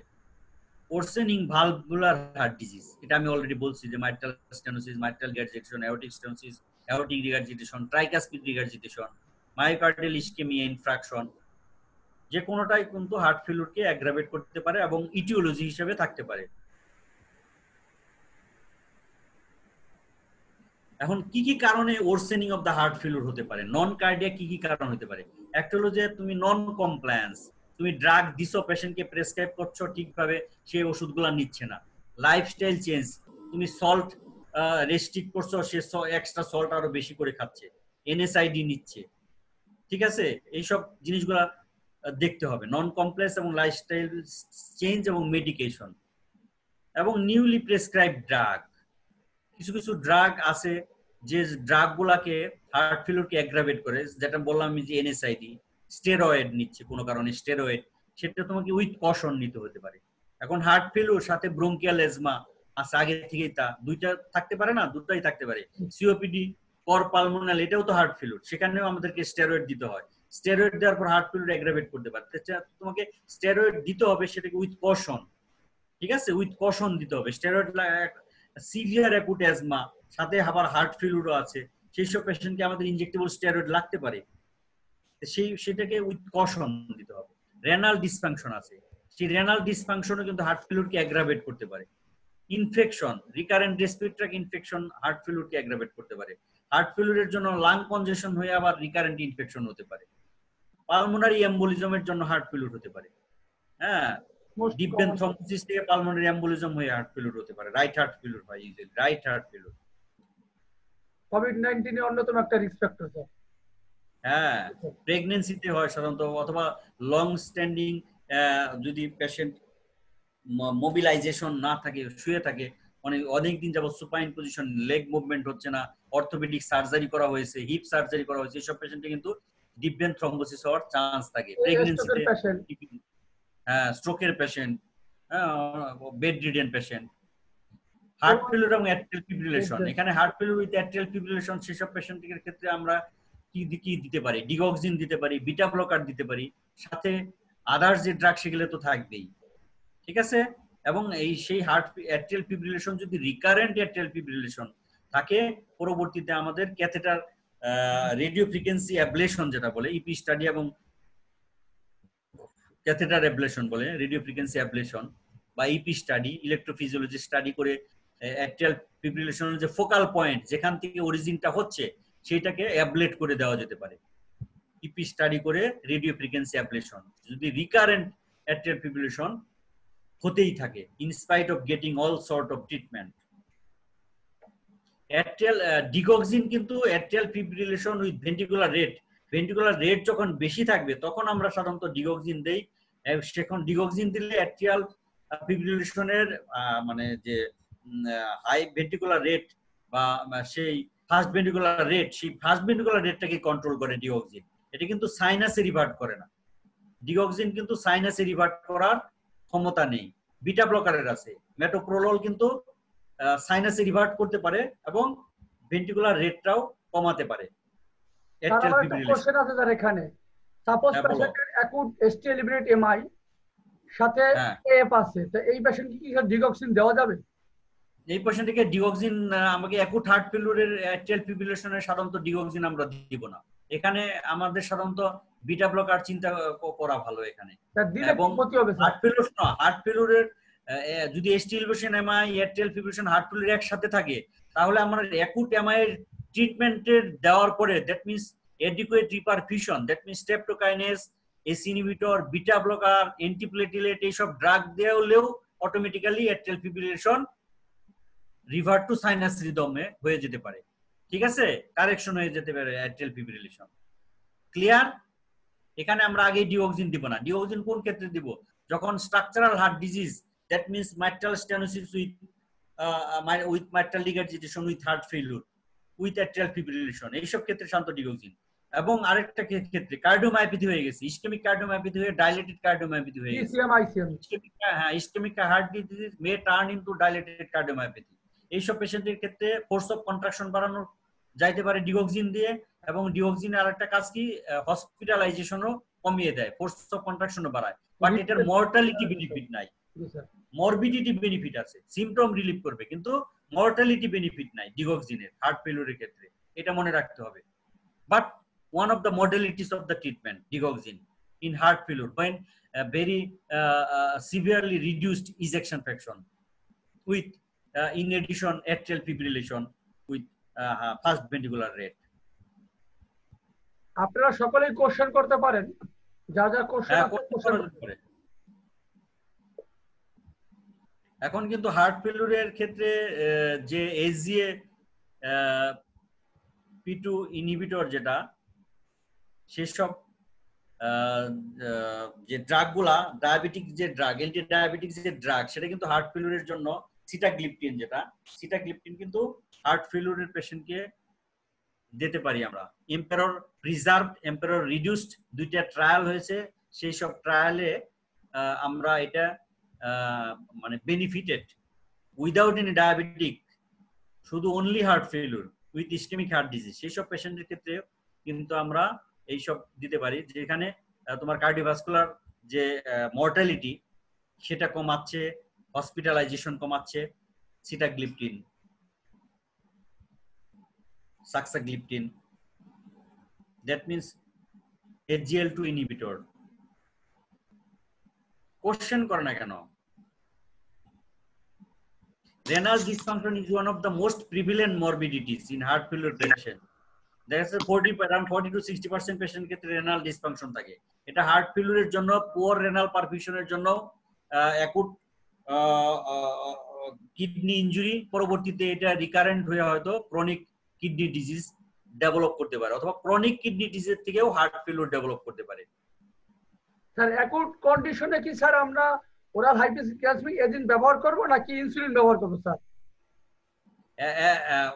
Acute কন্ডিশনে সাধারণত acute heart failure যদি ST elevation MI থাকে বা acute coronary syndrome থাকে, সেসব ক্ষেত্রে সাধারণত ইনসুলিন ইউজ করা ভালো যদি গ্লুকোজ লেভেল খুব বেশি থাকে। But in case of acute coronary syndrome stress hyperglycaemia হয়, আগে কখনো ব্লাড সুগার লেভেল বেশি না, কিন্তু এখানে হয়তো তুমি পাইলে 12, 13, 14, কিন্তু সাডেনলি একেবারে ইনসুলিন শুরু করে দেওয়াটাও মানে জুডিশিয়াস না।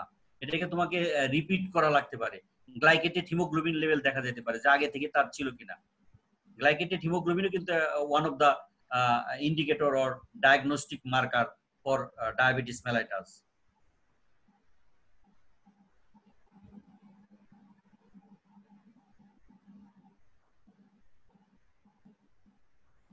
এন্ড ম্যানেজমেন্ট আউটলাইন, যেটা পরীক্ষার সময় যেটা সাধারণত হয়তো ড্রাগের নাম না বললে জাস্ট আউটলাইন গুলা, যেমন established a firm diagnosis of heart failure, diagnosis করা, attempt to determine the aetiology and ascertain the severity of the heart failure. ইটিওলজিটা কি এন্ড সিভিয়ারিটি ডিটেকশন করা, mild, moderate, severe, that means আমরা যেটা already NYHA class 1 থেকে 4 পর্যন্ত, stage A থেকে D পর্যন্ত। লাইফস্টাইল ম্যানেজমেন্ট, পেশেন্ট স্মোকার্স, এবং তোমার সল্টেড ফুড খাচ্ছে সে, ঠিক আছে, ওবেসিটি, মরবিড ওবেসিটি, হ্যাঁ, বিগ বার্গার খাচ্ছে, রিহিটেড ফুড খাচ্ছে, সেই জিনিসগুলো কিন্তু আমাদেরকে অ্যাডভাইস দিয়ে, স্মোকার, স্মোকিং করছে, এবং ডায়াবেটিস পেশেন্ট সেটা মানছে না, তার লাইফস্টাইল মানছে না, যে যতটুকু হাঁটার কথা সে হাঁটতেছে না। কারেক্ট প্রিসিপিটেটিং অর এক্সাজারবেটিং ফ্যাক্টরস, এটা মোস্ট ইম্পর্টেন্ট। এনিমিয়া যদি থাকে, তোমার এনিমিয়া কারেকশন করতে হবে। থাইরয়েড ডিসফাংশন থাকলে সেটাকে কারেকশন করতে হবে। তুমি একটা থাইরোটক্সিক হার্ট ফেলিউর অথবা হাইপোথাইরয়েডিজম হার্ট ফেলিউর হয়ে গেছে, তুমি ইটিওলজি চিন্তাই করলা না, তোমার মাথায় নাই যে থাইরয়েড ডিসফাংশনের জন্য হার্ট ফেলিউর হতে পারে, তাহলে তুমি কিভাবে পেশেন্টকে তুমি মানে আলটিমেট বা যে ম্যানেজমেন্ট, যে ফার্ম যে ডায়াগনোসিস, কনফার্ম যে ডায়াগনোসিস, সেটা কিন্তু হলো না। তুমি সিমটোমেটিক রিলিফ করলা কিন্তু তোমার ইটিওলজিটা থেকে গেল, থাইরয়েড হাইপার থাইরয়েডের জন্য না হাইপোথাইরয়েডের জন্য, তুমি ওইটা তুমি আইডেন্টিফাই করতে পারলা না, তাহলে কিন্তু মানে অ্যাকচুয়াল ম্যানেজমেন্ট হলো না। and multidisciplinary approach sometimes required but not always. That means nephrologist, cardiologist, internist সবাই মিলে তারপরে পালমোনোলজিস্ট লাগতে পারে। পেশেন্টের কর পালমোনাল হয়ে গেছে, কর পালমোনাল হয়ে রাইট হার্ট ফেলিউর হলো, সেসব ক্ষেত্রে পালমোনোলজিস্ট তার যে কর পালমোনাল বা সিওপিডি থেকে যেটা হচ্ছে সেই পোর্শনটা সে ট্রিটমেন্ট করতে পারে। কারণ এখন এত সাব স্পেশালিটি হয়ে গেছে, ভাগে হয়ে কিন্তু ট্রিটমেন্ট, পেশেন্টও এখন পালমোনোলজিস্টের কাছেও যাচ্ছে, কার্ডিওলজিস্টের কাছে যাচ্ছে, এবং নেফ্রোলজিস্টের কাছে যাচ্ছে, ডায়াবেটোলজিস্টের কাছে যাচ্ছে, বিভিন্ন ভাবে কিন্তু তারা যাচ্ছে। এখন পেশেন্ট গুলো খুবই কিন্তু অ্যাওয়ার্ড এইসব ব্যাপারে, যে একটু ডায়াবেটিস তাহলে আমি ডায়াবেটোলজিস্ট বা এন্ডোক্রাইনোলজিস্ট দেখাবো। সে কারণে মাল্টি ডিসিপ্লিনারি অ্যাপ্রোচ। কারণ আমি আমার পোর্শন কার্ডিয়াক ট্রিটমেন্টটা করে দিলাম এবং আনকন্ট্রোল ডায়াবেটিস, সেটা আমি অবশ্যই ডায়াবেটোলজিস্টের কাছে পাঠানোই ভালো, তারাই এটাকে ভালোভাবে কন্ট্রোল করতে পারবে, এটা হলো আইডিয়াল। এবং এটা আরেকটা জিনিস আছে যে পেশেন্ট যে কোনো সময় তোমাকে বলতে পারে যে আপনি ডায়াবেটিস আছে, তা আমি ডায়াবেটিসের ডাক্তার দেখানোর অ্যাবিলিটি রাখি, বা আমি ডায়াবেটিসের ডাক্তার দেখাইতাম, আপনি কন্ট্রোল করতে পারতেছেন না, আমি কিডনির ডাক্তার দেখাইতাম, আপনি কিডনির পোর্শন আপনি ট্রিটমেন্ট করতে পারলেও আমি কিডনি স্পেশালিস্ট দেখাবো। সেসব ক্ষেত্রে কিন্তু কিছু অব্লিগেশন থাকেই, সেসব ক্ষেত্রে তোমাকে রেফার করতে হবে পেশেন্টকে। Education of the patient most important, and the relatives, not only patient relatives দেরও এই হার্ট ফেলিউর সম্পর্কে তোমাকে যে অ্যাডভাইস, লাইফস্টাইল মডিফিকেশন কিভাবে চলবে সেগুলো জানাতে হবে। Monitor progress and management accordingly. and goals or objective for heart failure management, এটা কি prevention and control of the disease, এটা যদি হাইপারটেনশন লেভেলে এবং ভালভুলার হার্ট ডিজিজ অ্যাসিম্পটোমেটিক লেভেলে, অথবা coronary artery disease in the form of chronic stable angina, এই লেভেলে যদি আমরা ট্রিটমেন্ট করে ফেলি প্রপার, তাহলে কিন্তু এটার সিমটম ডেভেলপ করার আগে ট্রিটমেন্ট হয়ে গেল। and prevention of progression to heart failure once cardiac dysfunction is established, reduced morbidity and improved quality of life, relieving symptom, increase exercise capacity, reduce the need for hospitalization, and end of life care, যেটা একদম and স্টেজে করা হয়, and improvement of survival. and কি কারণে এই hospital রিঅ্যাডমিশনটা বাড়ে? দেখা গেছে যে 25% ড্রাগ মানে ডায়েট নন অ্যাডহিয়ারেন্স, যে ডায়েটারি অ্যাডভাইস গুলো সেটা যদি ঠিকভাবে না করে, এবং প্রেসক্রিপশন মেডিকেশন নন অ্যাডহিয়ারেন্স, এটা সাধারণত দেখা গেছে 24% কারণ যে পেশেন্টের হসপিটালাইজেশন, তুমি মেডিকেশন দিচ্ছ, সে পেশেন্ট ঠিকভাবে নিচ্ছে না। Inappropriate prescription medication, diabetics dose দিচ্ছ, ইনঅ্যাডিকুয়েট ডোজ দিচ্ছ, এসি ইনহিবিটর দিচ্ছ, ইনঅ্যাডিকুয়েট ডোজে, বিটা ব্লকার দিচ্ছ, ইনঅ্যাডিকুয়েট ডোজে দিচ্ছ, সেই সব কারণে 16%। আর আদার কারণ যেটা খুঁজে পাওয়া যাচ্ছে না অ্যারাউন্ড 90%, 19 বা 20%। এটার ফেলিউর টু সিক কেয়ার, এটা না, ফেলিউর টু সিক কেয়ার সেটা হলো 19%, and আদার্স যে কারণ সেটা 17%। Over 2/3 of the heart failure readmission are preventable, এটা আবার মনে রাখতে হবে।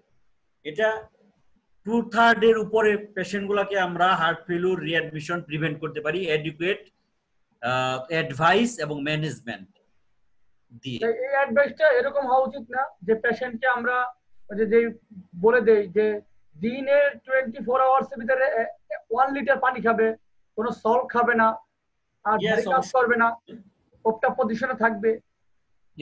তাই না স্যার? এটা আমাদের সাথে জহির আছে কিনা? জহির একটু বলো। জহির স্যার আছে, কনসালটেন্ট জহির। ও স্যার আছে। জহির বলো হার্ট ফেলিউরের নন ড্রাগ যে ম্যানেজমেন্ট অ্যাডভাইস গুলো ওদেরকে বলো। Thank you sir. হ্যাঁ আচ্ছা স্যার, আমি হচ্ছে স্যার যে বাসায় একটু প্রবলেম আর কি স্যার, বাচ্চাদেরকে নিয়ে বাচ্চাদেরকে নিয়ে আসো। তুমি একটু যে অ্যাডভাইস কি কি মানে হেডলাইন গুলা বলো হার্ট ফেলিউরের, যে মানে স্যার নন ক্রনিক হার্ট ফেলিউরের নন ড্রাগ অ্যাডভাইস যেগুলো স্যার, হ্যাঁ হ্যাঁ হ্যাঁ নন ড্রাগ অ্যাডভাইসের ভিতরে যেটা থাকবে লাইফস্টাইল মডিফিকেশন থাকবে আমাদের, এটা স্ট্রিক্টলি ফলো করা উচিত, যেটা আমাদের অনেক পেশেন্টই ফলো করে না। দেখা যাচ্ছে যে কাজ যতটুকু করা দরকার তার চেয়ে বেশি করে ফেলছে, যে আমরা বলে দিচ্ছি যে এতদিন রেস্টে থাকবেন বা এতটুকু ওয়ার্ক করবেন, সেটা না করে আর্লি মোবিলাইজ হয়ে যাচ্ছে, বেশি স্ট্রেস নিয়ে কাজ করছে, এটা একটা। তারপরে পেশেন্টের স্মোকিং স্মোকিং ছাড়তে পারছে না পেশেন্ট। তারপরে পেশেন্টের ডায়েটারি মডিফিকেশন একদমই করতে পারে না আমাদের অনেক পেশেন্টই।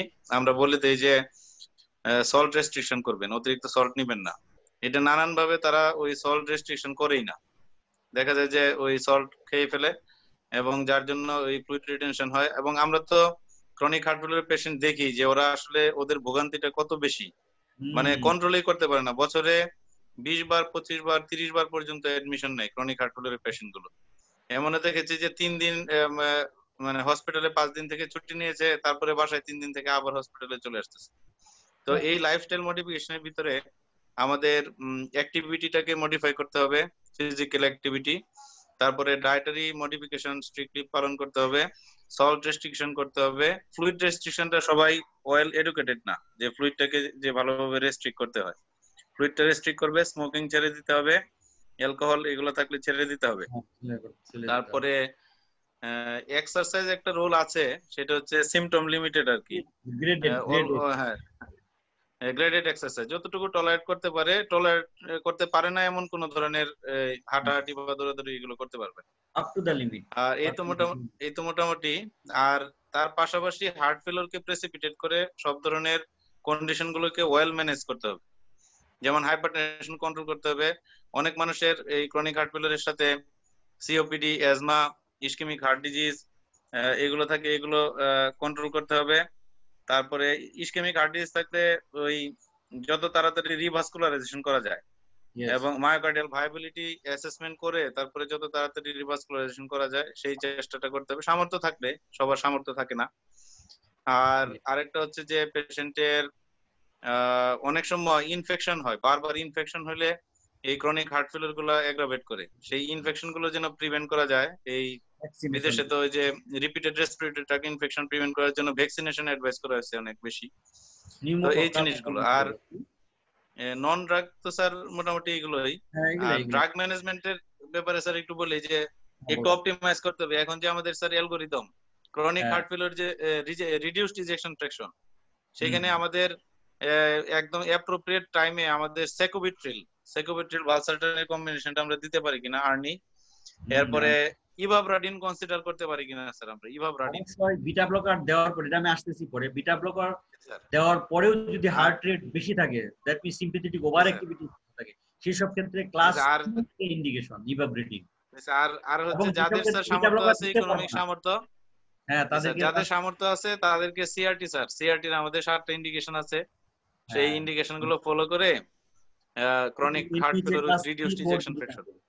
ইয়েস, ঠিকই বলছো। Reduced ejection fraction that means 35% এর কম যদি থাকে, NOH class 3 4 recurrent hospital admission যদি থাকে, সেসব পেশেন্টের ক্ষেত্রে সিআরটি অ্যাডভাইস করা যেতে পারে। এটা হলো mechanical therapy for interventional therapy for heart failure. আর ও যেটা বললো যে এই ইভাবরেডিন কিন্তু এটা anti anginal drug, but it is also indicated in case of heart failure, class 2 indication. আর স্যার আরেকটা জিনিস বলতে চাই স্যার, এনিমিয়া যদি থাকে কারো, এনিমিয়াকে স্যার প্রম্পটলি কারেকশন করতে হবে স্যার, এনিমিয়া কারেকশন করতে হবে। এটা অলওয়েজ মনে রাখতে হবে যে আমরা এনিমিয়া ভালোভাবে দেখতে হবে। যখন পেশেন্ট এক্সামিনেশন করি, পেশেন্ট শ্বাসকষ্ট নিয়ে আসলেই ব্লাড প্রেশার মাপলা, পালস দেখলা, প্রিকোডিয়াম দেখলা, কিন্তু এনিমিয়াটা খেয়াল করলা না। বুঝছো কথাটা? এই জিনিসগুলো অবশ্যই খেয়াল করতে হবে। এদিকে নন পিটিং ইডিমা হয়ে আছে, পেশেন্টের পাপি ফেজ হয়ে আছে, হাইপোথাইরয়েডিজমের পেশেন্ট অথবা সিকেডির পেশেন্ট, এই জিনিসগুলা অবশ্যই খেয়াল করতে হবে। এখন এখানে আমেরিকান কলেজ অফ কার্ডিওলজি এবং ইউরোপিয়ান সোসাইটি অফ কার্ডিওলজি দুইটা সোসাইটির আলাদাভাবে দেওয়া আছে হার্ট ফেলিউর রিডিউসড ইনফেকশনের যে ড্রাগ গুলো আমরা ইউজ করি, যেমন ARB, beta blocker, ACE inhibitor, ARB, ঠিক আছে। আর এখানেও আমরা সেই একই ধরনের ড্রাগ, বাট এখানে ইএসসি ইউরোপিয়ান সোসাইটি অফ কার্ডিওলজিতে ivabradine, broader indication for ivabradine, patient who cannot tolerate or have contraindication for beta blocker. যখন বিটা ব্লকার কন্ডিশন থাকে বা বিটা ব্লকার টলারেট করতে পারে না সেসব ক্ষেত্রে, যদি হার্ট রেট বেশি থাকে 70 এর উপরে থাকে সেই সব ক্ষেত্রে আমরা ইভাব্রেডিন দিতে পারি। এটার মরবিডিটি বেনিফিট আছে, রিকারেন্ট হসপিটালাইজেশনও কমায় ivabradine. Also acts as a anti anginal drug. এবং এখানে আরেকটা কি, জিডিএম হলো গাইডলাইন ডাইরেক্টেড মেডিকেল থেরাপি। এই টার্মটাও তোমরা মনে রাখতে হবে, যখন পোস্ট গ্রাজুয়েশন করবে তখন এই জিডিএমটি কথাটা কিন্তু সংক্ষেপে অস্পির মধ্যে অনেক সময় গাইডলাইন ডাইরেক্টেড মেডিকেল থেরাপি এত বড় কথা লেখার থেকে জিডিএমটি লিখলে স্যারেরা বা আমরা বুঝতে পারি যে এটা তুমি গাইডলাইন ডাইরেক্টেড মেডিকেল থেরাপি বোঝাচ্ছ। ব্লাড প্রেশার গোল, এটা most important, that means blood pressure control করতে হবে। আর আরেকটা জিনিস যেটা বললো যে ইনজেকশন প্রেশার 35 এর নিচে এবং কিউআরএস কমপ্লেক্সটা ওয়াইড থাকতে হবে 150 মিলিসেকেন্ড। সেই সব ক্ষেত্রে তোমার CRT indication class 2A recommendation. আর 2B recommendation, patient symptomatic heart failure, reduced respiration, LBBB with intermediate QRS duration, that means 130 থেকে 149 মিলিসেকেন্ড। এটা সবাই বুঝবে না, এতটা জটিল পর্যায়ে না যাওয়াই ভালো। এখানে কিছু ড্রাগের কথা বলা আছে, সেটা সেই ড্রাগগুলোর কথা বলি। এসি ইনহিবিটর আর রিকমেন্ডেড ক্লাস 1 এবং class 2, American society of cardiology এবং ইএসসি দুইটার ক্ষেত্রে ক্লাস 1 ইন্ডিকেশন এসি ইনহিবিটর, ঠিক আছে। Current or prior chronic heart failure symptom, ARB use is recommended prior or current heart failure symptom patient who are intolerant of ACE inhibitor। যখন ACE inhibitor tolerate করতে পারবে না তখন আমরা ARB. এবং অনেক সময় পেশেন্টের প্রেসার খুব বেশি থাকে, যেখানে ACE inhibitor দিলে কিন্তু প্রেসার খুব একটা বেশি কমায় না, সেখানে আমরা এআরবি ইউজ করতে পারি হার্ট ফেলিউর পেশেন্টের ক্ষেত্রে। শারমিন কোনো কোশ্চেন করবে কিনা? ডক্টর শারমিন। তারপরে এই যে Arni, angiotensin receptor neprilysin inhibitor is recommended to replace, যেটা যে সেকোবেট্রাল ভালসার্টেন প্রিপারেশন, যেটা এই ইনহিবিটর বা এআরবির পরিবর্তে আমরা আর্নি প্রথমেই শুরু করতে পারি। angiotensin receptor neprilysin inhibitor। তারপরে beta blocker is recommended for stable symptomatic heart failure, এটা মেটোপ্রোলোলের কথা বলছে। যখন অ্যাকুট হার্ট ফেলিউর থাকবে তখন কিন্তু আমরা বিসোপ্রোলল, কার্বিডোরল এগুলো দিতে পারবো। মেটোপ্রোল ইউজুয়ালি স্টেবল বা লাং যখন ড্রাই হবে তখন সেই সব কন্ডিশনে। এবং mineral coil receptor antagonist, beta blocker দিছো, এসি ইনহিবিটর দিছো, তারপরেও তোমার সিম্পটম কন্ট্রোল হচ্ছে না, তখন আমরা স্পাইরোনোল্যাকটোন অথবা ইপ্লিরিনন, যদি এটা কস্টলি ড্রাগ। স্যার আমরা কি এখানে মরফিন ব্যবহার করতে পারি কিনা? ইয়েস, অ্যাকুট হার্ট ফেলিউরের ক্ষেত্রে তো মরফিন, নাইট্রেট ইউজ করতে পারি। নাইট্রেট যদি প্রেসার বেশি থাকে, অ্যাকুট এমআই, স্টিলুশন এমআই উইথ হাইপারটেনশন অথবা হাইপারটেনসিভ হার্ট ফেলিউর, এই ক্ষেত্রে আইভি নাইট্রেট প্রিলোড আফটারলোড দুটোই কমাবে, কনজেশন কমাবে। মরফিনও তোমাকে তোমার সিম্প্যাথেটিক অ্যাক্টিভিটি কমাবে, প্রিলোড কমাবে, মরফিন ইউজ করা যেতে পারে। কিন্তু ব্রঙ্কিয়াল অ্যাজমা, সিওপিডির হিস্ট্রি আগে নিয়ে নিতে হবে, সেসব ক্ষেত্রে আবার মরফিন দেওয়া যাবে না। ইনফ্লুয়ামে এর ক্ষেত্রে আমরা মরফিন সাধারণত দেই না, সেই ক্ষেত্রে আমরা প্যাথিডিন ইউজ করি। ইনফ্লুয়ামে হাইপোটেনশন থাকে, আরবি ইনফেকশন থাকার সম্ভাবনা থাকে। মরফিন হার্ট রেট বিপিও কমাবে স্যার? হ্যাঁ, বিপিও হাইপোটেনশন করতে পারে, এই কারণে ইনফ্লুয়ামে ক্ষেত্রে আমরা দেখতে হবে। ফেলিউর অবশ্যই কমাবে। হ্যাঁ, এটা এই ইনহিবিটর, এআরবি, বিটা ব্লকার দেওয়ার পরেও যদি তোমারই থাকে তা ইভাব্রেডিন ইউজ করতে পারি আমরা। এটা এই যে একটা সিম্পটোমেটিক পেশেন্ট উইথ হার্ট ফেলিউরের কিভাবে আমরা এটা ইউজ করতে পারি, সেখানে প্রথমে তুমি এসি ইনহিবিটর, বিটা ব্লকার দিলা এবং এই ডোজগুলোকে ম্যাক্সিমাইজ করলা, এসি ইনহিবিটর, বিটা ব্লকারের ডোজ বাড়ালা, তারপরেও দেখা গেল পেশেন্ট সিম্পটোমেটিক এবং ইনজেকশন প্রেশার 35 এর কম, তখন তুমি mineralocorticoid receptor antagonist, that means spironolactone অথবা ইপ্লিরিনন, ঠিক আছে, এই দুইটার একটা ইউজ করতে পারি আমরা। এরপরেও সিম্পটম থাকলো, তারপরে আমরা কি করতে পারি, তখন এই ইনহিবিটর এআরবি কে বাদ দিয়ে আর্নি করতে পারি, আর্নি দিতে পারি। হ্যাঁ, সিকোবেট্রাল ভালসার্টেন, এন্ট্রাস্টো নামে যারা মানে প্রথম লঞ্চ করছে রিসার্চ মলিকুল, তাদের এন্ট্রেস্টো। আর্নিজেন বা সাবিজের নামে পাওয়া যায় বাংলাদেশে। সাবিটার হলো ই কোম্পানি বলে ইনসেপ্টা, ইনসেপ্টা কোম্পানি। আর আর্নিজেন জেনারেল। সিম্পটম স্টিল সিম্পটোমেটিক যদি না থাকে তাহলে no further action required, consider reducing diuretic dose. এখানে কিন্তু রিডিউসড ইনজেকশন পেশেন্টকে প্রথমে ডায়োরেটিক্স আমাকে দিতে হবে, ডায়োরেটিক্স দিতে হবে, এসি ইনহিবিটর দিতে হবে, বিটা ব্লকার দিতে হবে, ঠিক আছে? এবং তারপরে যদি সিম্পটম রিলিভ হয়ে যায় তখন তোমার ডায়োরেটিক্সের ডোজ কমাইতে হবে আস্তে আস্তে।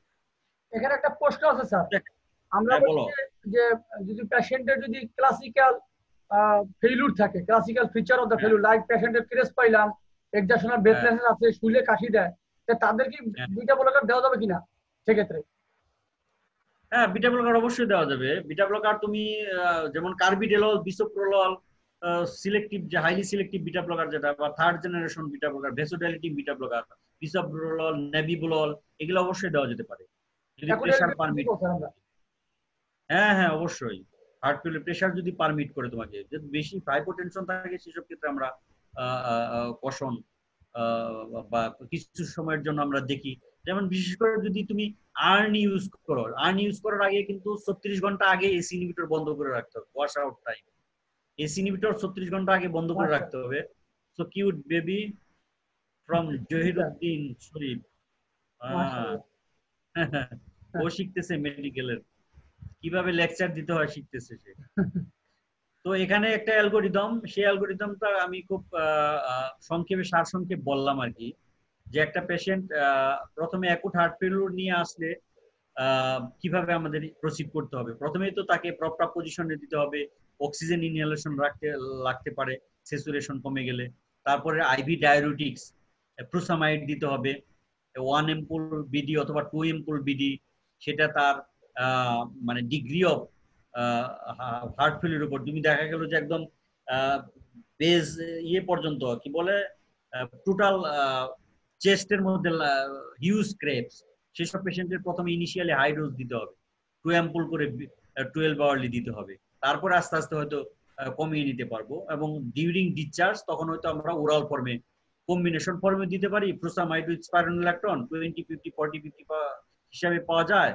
এটা কিন্তু চলবে হিসাবে, ডিউরিং ডিসচার্জে কিন্তু চলবে হিসাবে লিখতে হবে। হয়তো তুমি 20, 50 15 দিন বা 1 মাস দিলাম 2টা করে সকালে দুপুরে, এরপরে থেকে একটা করে চলবে, এরপরে পেশেন্ট ফলো আপে আসবে। তারপরে ট্রাইটেট করা লাগলে বা বাড়ানো লাগলে, কমানো লাগলে পরবর্তী ফলো আপে তারা 3 সপ্তাহ পরে বা 1 মাস পরে একটা ফলো আপ, এভাবে কিন্তু ডোজ টাইট্রেশন বা ফলো আপ মেইনটেইন করতে হবে।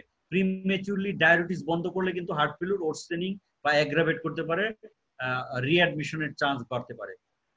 বুঝছো কথাটা? লাংকে ড্রাই করে তারপরে এডুকেট ট্রিটমেন্ট করে পরে হসপিটাল ডিসচার্জ দিতে হবে। ডিসচার্জের ক্রাইটেরিয়া আছে স্যার, ওইগুলো ফলো করতে হবে। অবশ্যই ক্রাইটেরিয়া আছে। এখন তোমার একটা পেশেন্ট এসটি এলিভেশন এমআই নিয়ে উইথ হার্ট ফেলিউর নিয়ে আসতো, এসটি এলিভেশন এমআই এর জন্য যে চেস্ট পেইন সেটা সাবসাইড হয়েছে, হার্ট ফেলিউর তুমি কন্ট্রোল করতে পারো না, সে হার্ট ফেলিউর কন্ট্রোল করে তারপরে তোমাকে ডিসচার্জ করতে হবে।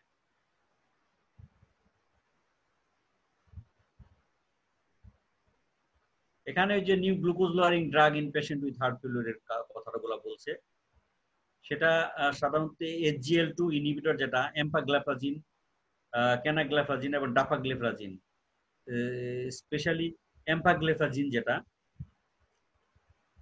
সেটার ক্ষেত্রে এখানে রিস্ক যেটা major adverse cardiovascular event MACE বলে, সেটা রিডাকশন করতেছে 14%, এম্পাগ্লাফাজিন, ক্যানাগ্লাফাজিন 14% এন্ড ডাপাগ্লাফাজিন 17%। ঠিক আছে? সিবি ডেথের ক্ষেত্রে নিউট্রাল ইফেক্ট, এইটা আবার রিস্ক। এম্পাগ্লাফাজিন সব ক্ষেত্রেই ভালো। HGL2 এর মধ্যে যে 3টা আছে তার মধ্যে এম্পাগ্লাফাজিন মানে হাইয়েস্ট বেনিফিট, এম্পাগ্লিফ্লাজিন। ঠিক আছে? এটা কিন্তু বাজারে পাওয়া যায়।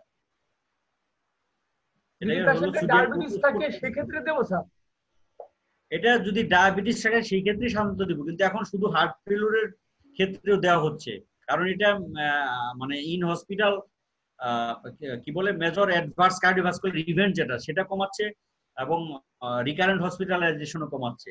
ডায়াবেটিক পেশেন্ট না থাকা সত্ত্বেও, ডায়াবেটিস না থাকা সত্ত্বেও আমরা HGL2 inhibitor, that means sodium glucose co-transporter type 2, এই গ্রুপের ডায়াবেটিস না থাকে সেক্ষেত্রে কত মিলিগ্রাম দিয়ে শুরু করা উচিত? আর ডায়াবেটিস থাকলে কত দিয়ে?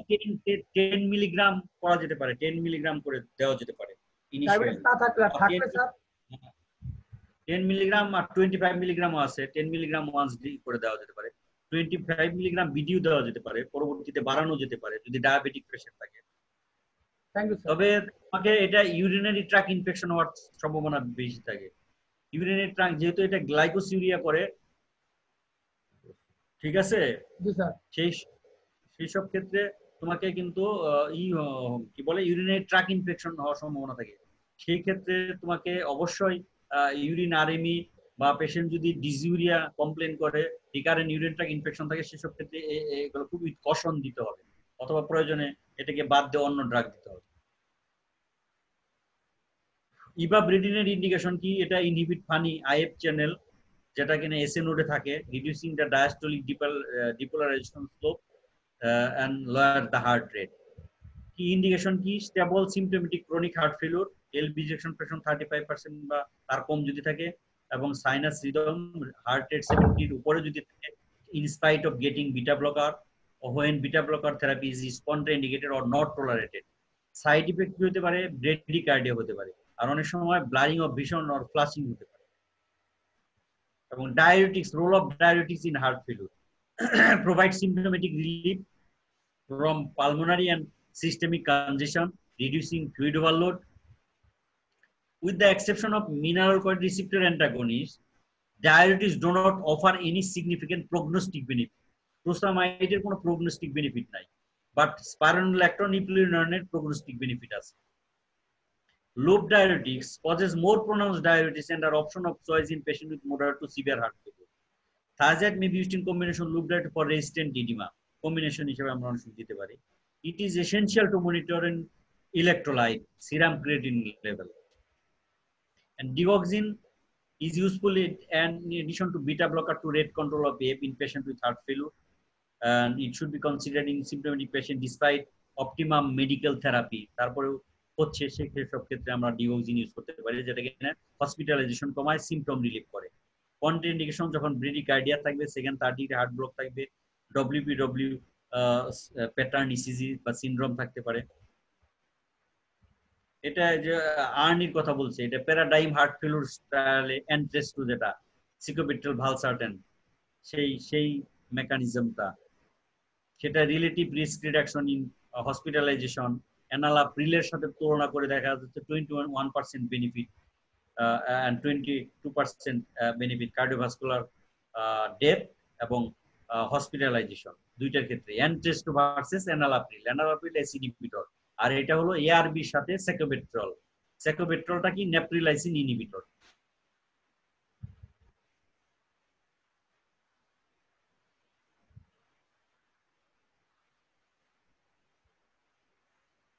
আজকে থাক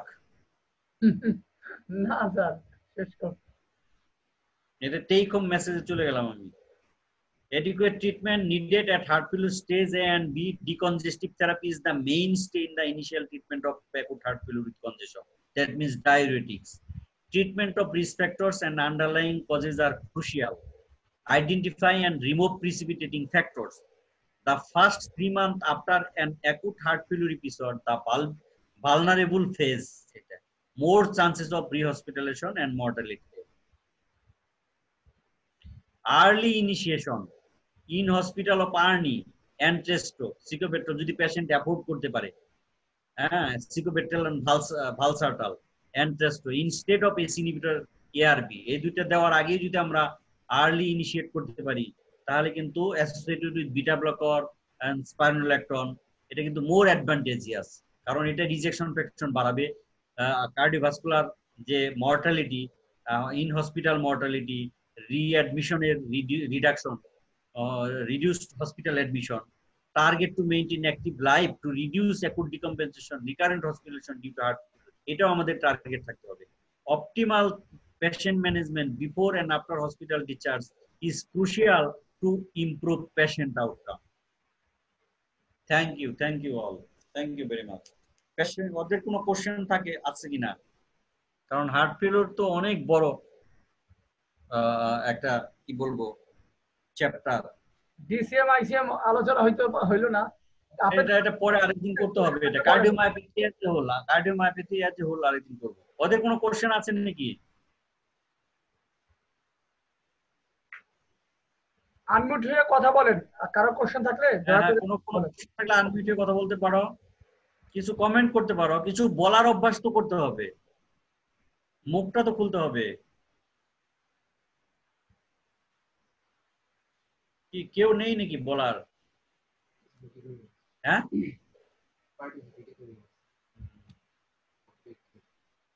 কত ছিল বলেন, আপনারা কেউ কমেন্ট করেন। তো ঠিক আছে, আজকে আমরা খোলামেলা আলোচনা করলাম হার্ট ফেলিওর, বাংলা ইংলিশ দুটা মিলিয়েই কথা বললাম বোঝার সুবিধার্থে। যেহেতু ইউরোপে ইন্টারন্যাশনালি করতে হলে আমাকে ইংলিশেই বলতে জহির হতো। স্যার আপনারা একটু কিছু বলেন। জহির কমেন্ট করে শেষ করে দিই। জহির আবার বাচ্চা সামলাইতে গেছে মনে হয়, তো তুমি শেষ করে দাও। জহির, আমরা বললাম যে এটা যেহেতু আমাদের ন্যাশনাল পার্সপেক্টিভ লেকচারটা, সে কারণে বাংলা ইংলিশ মিলিয়েই কথা বললাম। আমাদের যেহেতু স্টুডেন্টদের জন্য বলেন স্যার, বাংলায় বলাই ভালো হয় বেশি স্যার, ক্যাচ করতে পারে। হ্যাঁ সেটাই, কারণ ওরা ইউরোপে যারা থাকে, ইটালিতে যারা থাকে, স্পেনে যারা থাকে, ওরা নিজস্ব ভাষায় ওদেরকে ওরা বলে। জার্মান তাদের নিজস্ব ল্যাঙ্গুয়েজে বলে, ইংলিশ বলতেই চায় না। তবে আমাদের ইন্টারন্যাশনালি কনফারেন্সে ইংলিশেই বলতে হবে, এটার কোনো অল্টারনেটিভ ওয়ে নেই। তবে ইংলিশ বলার অভ্যাসও করতে হবে, ভুল হতেই পারে। কোশ্চেন করছে স্যার, কি দেখো চ্যাট বক্স। হ্যাঁ, ও না এই কথা কি মিস করতে, আমরা ইনশাআল্লাহ দেব। আমরা আপনাদের এটা রেকর্ডিং হচ্ছে, ইনশাআল্লাহ এটা আমাদের ইউটিউব চ্যানেলে এটা দিয়ে দেব ইনশাআল্লাহ। Though I have missed most of the portions, sir, if you share the treatment protocol about COVID and heart failure, it will be helpful. এটা বলছে আর কি। Some ECG related acute and chronic heart failure. ECG related acute and chronic heart failure দেখাবো নি? হ্যাঁ, দুইটা সংক্ষেপে আমাদের একটা মেসেজ দেন যে আমাদের কি করা উচিত। হ্যাঁ, এরপরে আমরা জহির যেদিন করবো সেদিন আমি থাকবো না, 13 তারিখের পরে করলে ভালো হয়। 13 তারিখে একটা সেমিনার আছে ইসিজি এর সাথে, দ্যাট মিন্স এমআই এর সাথে হার্ট ফেলিউরের, ইসিজি এক্সরে হার্ট ফেলিউর সাথে ট্রিটমেন্ট। ঠিক আছে স্যার? ওই যে sir, thank you sir for your nice presentation. এই জুনিয়র ছাত্রছাত্রীদের জন্য বলতে চাই যেটা, সেটা হচ্ছে স্যার, আমি একটু যে বাচ্চা কান্নাকাটি করতে স্যার, একটু বাইরে গিয়ে কথা বলি। হ্যাঁ, তো স্যার ওই যে জুনিয়র স্টুডেন্টদের জন্য যেটা বলতে চাই স্যার, সেটা হচ্ছে যে যে কোনো ধরনের কার্ডিওভাস্কুলার ডিজিজের আলটিমেট ফেটটা কিন্তু হার্ট ফেলিওর। যেমন আমরা যদি বলি হাইপারটেনশন, সেটা আলটিমেটলি হার্ট ফেলিওরে কমপ্লিকেটেড হয়। তারপরে আমরা যদি বলি যে রিউমেটিক হার্ট ডিজিজ, সেটাও হার্ট ফেলিওরে কমপ্লিকেটেড হয়। ইনফেক্টিভ এন্ডোকার্ডিটিস হার্ট ফেলিওরে কমপ্লিকেটেড হয়। তারপরে আমাদের কনজেনিটাল হার্ট ডিজিজ গুলো হার্ট ফেলিওরে কমপ্লিকেটেড হয়। করপালমোনালি গুলো আমাদের হার্ট ফেলিওরে কমপ্লিকেটেড হয়। ইসকেমিক হার্ট ডিজিজ হার্ট ফেলিওরে কমপ্লিকেটেড হয়। কার্ডিয়াক এরিথমিয়া গুলো হার্ট ফেলিওরের সাথে রিলেটেড থাকে। যার জন্য আমাদের এটা একটা বিশাল ভাস্ট একটা বিষয় যে হার্ট ফেলিওর, এটা একদিনে 1 ঘন্টায় আসলে কোনোভাবেই প্রেজেন্ট করা এটা সম্ভব না। তো জেনারেল ম্যানেজমেন্ট হয়তো বলা যায় যে অ্যাকিউট হার্ট ফেলিওরের জেনারেল ম্যানেজমেন্ট কেমন, ক্রনিক হার্ট ফেলিওরের কেমন। তবে আলাদা আলাদা ভাবে পার্ট বাই পার্ট ধরে ধরে যদি আমরা আলোচনা করি, সবাই যদি কনসেপশন পুরোপুরি ভাবে ক্লিয়ার করতে চায়, তাহলে আমাদের অন্তত 4-5টা ক্লাস হয়তো বা এটার উপরে লাগতে পারে। তো আমি স্যারকে অনুরোধ করব পার্ট বাই পার্ট ধরে, যে স্যার আমাদের অ্যাকিউট হার্ট ফেলিওর একদিন শুধু বললেন, অ্যাকিউট এমআই এবং হাইপারটেনশন রিলেটেড। তারপরে আরেকদিন ক্রনিক হার্ট ফেলিওর গুলো, যেমন ischemic cardiomyopathy, peripartum cardiomyopathy commonly পাওয়া যায়, আমরা ফেস করি। তারপরে ভালভুলার হার্ট ডিজিজের সাথে mitral stenosis, aortic stenosis, mitral regurgitation, aortic regurgitation, এদের সাথে হার্ট ফেলিওর গুলো আমাদের থাকে। তো এইভাবে যদি 2-3টা ক্লাসে ভাগ করে, আর আমরা যেটা চমৎকার স্যার, আপনার কাছে অনেক এই যে চমৎকার কালেকশন থাকে স্যার আমাদের। আমরা দেখি যে আপনার স্যার প্রচুর ইসিজি থাকে, এক্সরে থাকে, ইকোকার্ডিওগ্রাফি থাকে। তো এই জিনিসগুলো যদি স্যার জি স্যার, এই জিনিসগুলো যদি আমরা পাই আপনাদের কাছ থেকে, আপনার কাছ থেকে, তাহলে আমরা একটু বেশি উপকৃত হই আর কি। আরেকটা ক্লাসে যদি sir X-ray, ECG, echocardiography heart একসাথে দেখা, ফেলিওরের সাথে অ্যাসোসিয়েটেড। হ্যাঁ ওরা ওরা জিনিসটা এটা ইয়ে করবে, কি বলবো যে ইন্টারেস্ট ফিল করবে, গ্রো করবে যদি ইকো যদি আর সাথে জুনিয়র ওরা দেখতে স্টুডেন্টদেরকে পারে। ওই বেসিক ম্যানেজমেন্ট, ইয়েস। তো আর আশা করি আলোচনা ইফেক্টিভ হয়েছে, এবং আমাদের স্যারকে আন্তরিকভাবে ধন্যবাদ জানিয়ে আমি মানে বিদায় নিচ্ছি। স্যারকে মানে সমাপনী কিছু বলার জন্য অনুরোধ করছি আর কি। Thank you. তুমি আমাদের শরীফ যেটা বললো, জহির, ও তো এত একাডেমিক এবং ম্যাক্সিমাম সময় আমাদের ওয়ার্ডে সে সময় দেয়। আমরা হয়তো আগে চলে আসি, কিন্তু দেখা যাচ্ছে যে ও একদম টাইমলি যে কোনো সময় ইমার্জেন্সি অ্যারাইজ করলে ওকে পাওয়া যায়, এবং রাত্রিতেও কারণ ছাড়াও দেখা যায় খোঁজ নেয় কোনো পেশেন্ট খারাপ আছে কিনা, ইন্টার্নিদের হেল্প করে, ইন্টার্নিদেরকে ইসিজি বুঝিয়ে দেয়। এই যে জিনিসগুলা সেটা প্রেইজ ওয়ার্থি। আর সেই জন্যই আমি ওকে সাথে রাখি, কারণ একাডেমিক আরেকজন সাথে থাকলে ইন্টারাকশন ভালো হয়। স্টুডেন্টরা সবসময় ইন্টারেক্টিভ হয়েতে ওরা আসতে চায় না। আমি বলবো পরবর্তীতে কোশ্চেন যদি একদম লাইভে এসে কোশ্চেন গুলা করে ওরা, তাহলে কিন্তু ভালো হয়। এখানে একটা মেয়ে কোশ্চেন করেছে, নর্মাল পিপুলের সাডেনলি ব্লাড প্রেশার বেড়ে গেলে ইনিশিয়ালি কি ট্রিটমেন্ট দিব কিনা। যদি দ্যাট মিনস একটা পেশেন্ট নর্মোটেনসিভ, হঠাৎ করে প্রেশার বেড়ে গেল, এন্ড প্রেশারটা যদি এক্সারসাইজের পরে কোনো কারণে বেড়ে যায়, তাহলে সেটা কিন্তু আমরা তাকে হাইপারটেনশন হিসাবে ডিফাইন করব না, বা অ্যান্টি হাইপারটেনসিভ সাধারণত লাগে না, রেস্ট নিলে কমে যাবে। কিন্তু হয়তো পেশেন্টের আগে থেকে আনডায়াগনোজড, আনরিকগনাইজড হাইপারটেনশন ছিল, যেটা কিনা অ্যাসিমটোমেটিক, মাইল্ড ফর্মে বলো, মডারেট বা স্টেজ 1 বা স্টেজ 2 বা গ্রেড 1 গ্রেড 2 যেটাই বলি না কেন, হাইপারটেনসিভ ছিল বাট অ্যাসিমটোমেটিক ছিল, কিন্তু হঠাৎ করে তার অ্যাক্সিলারেটেড। এখন মনে করো যে কারো পেশেন্ট প্রেশার 110/70 থাকে, সেই পেশেন্টের ক্ষেত্রে হাইপারটেনশন কখন বলবো? সেই পেশেন্টের ক্ষেত্রে 110-এর জায়গায় যদি 130 হয়, সিস্টোলিক যদি 20 বাড়ে, ডায়াস্টোলিক যদি 10 বাড়ে, দ্যাট মিনস তার 60 থেকে 70 হয়ে গেছে এবং সেটা পারসিস্টেন্টলি হচ্ছে, সেই সব পেশেন্টে কিন্তু হাইপারটেনশন বলতে হবে ইন স্পেশাল সার্কামস্টেন্সেস। এটা কিন্তু কনভেনশনাল যে ডেফিনেশন সেটার আওতায় কিন্তু পড়ছে না। বোঝানোর কথাটা, অনেকেই কিন্তু 110-60 প্রেশার নিয়ে চলাফেরা করতেছে, কিন্তু তাদের ক্ষেত্রে কিন্তু হাইপারটেনশন যদি ডায়াস্টোলিক সিস্টোলিক 20 বাড়ে, ডায়াস্টোলিক 10 বাড়ে পারসিস্টেন্টলি, তাহলেই। কিন্তু সাডেনলি নর্মোটেনসিভ প্রেশার বেড়ে গেল কোনো কারণে, এক্সাইটমেন্টের কারণে, সেইটার ক্ষেত্রে আমরা সাধারণত অ্যান্টি হাইপারটেনসিভ অ্যাডভাইস বা অ্যাডভোকেট করি না। এটা হলো মোদ্দা কথা। তবে আমি চাবো যে ইন্টারেক্টিভ থাকার জন্য কোশ্চেন যত বেশি করবে তত কিন্তু আলোচনা মানে ফ্রুটফুল হবে এবং অন্যরাও জানতে পারবে।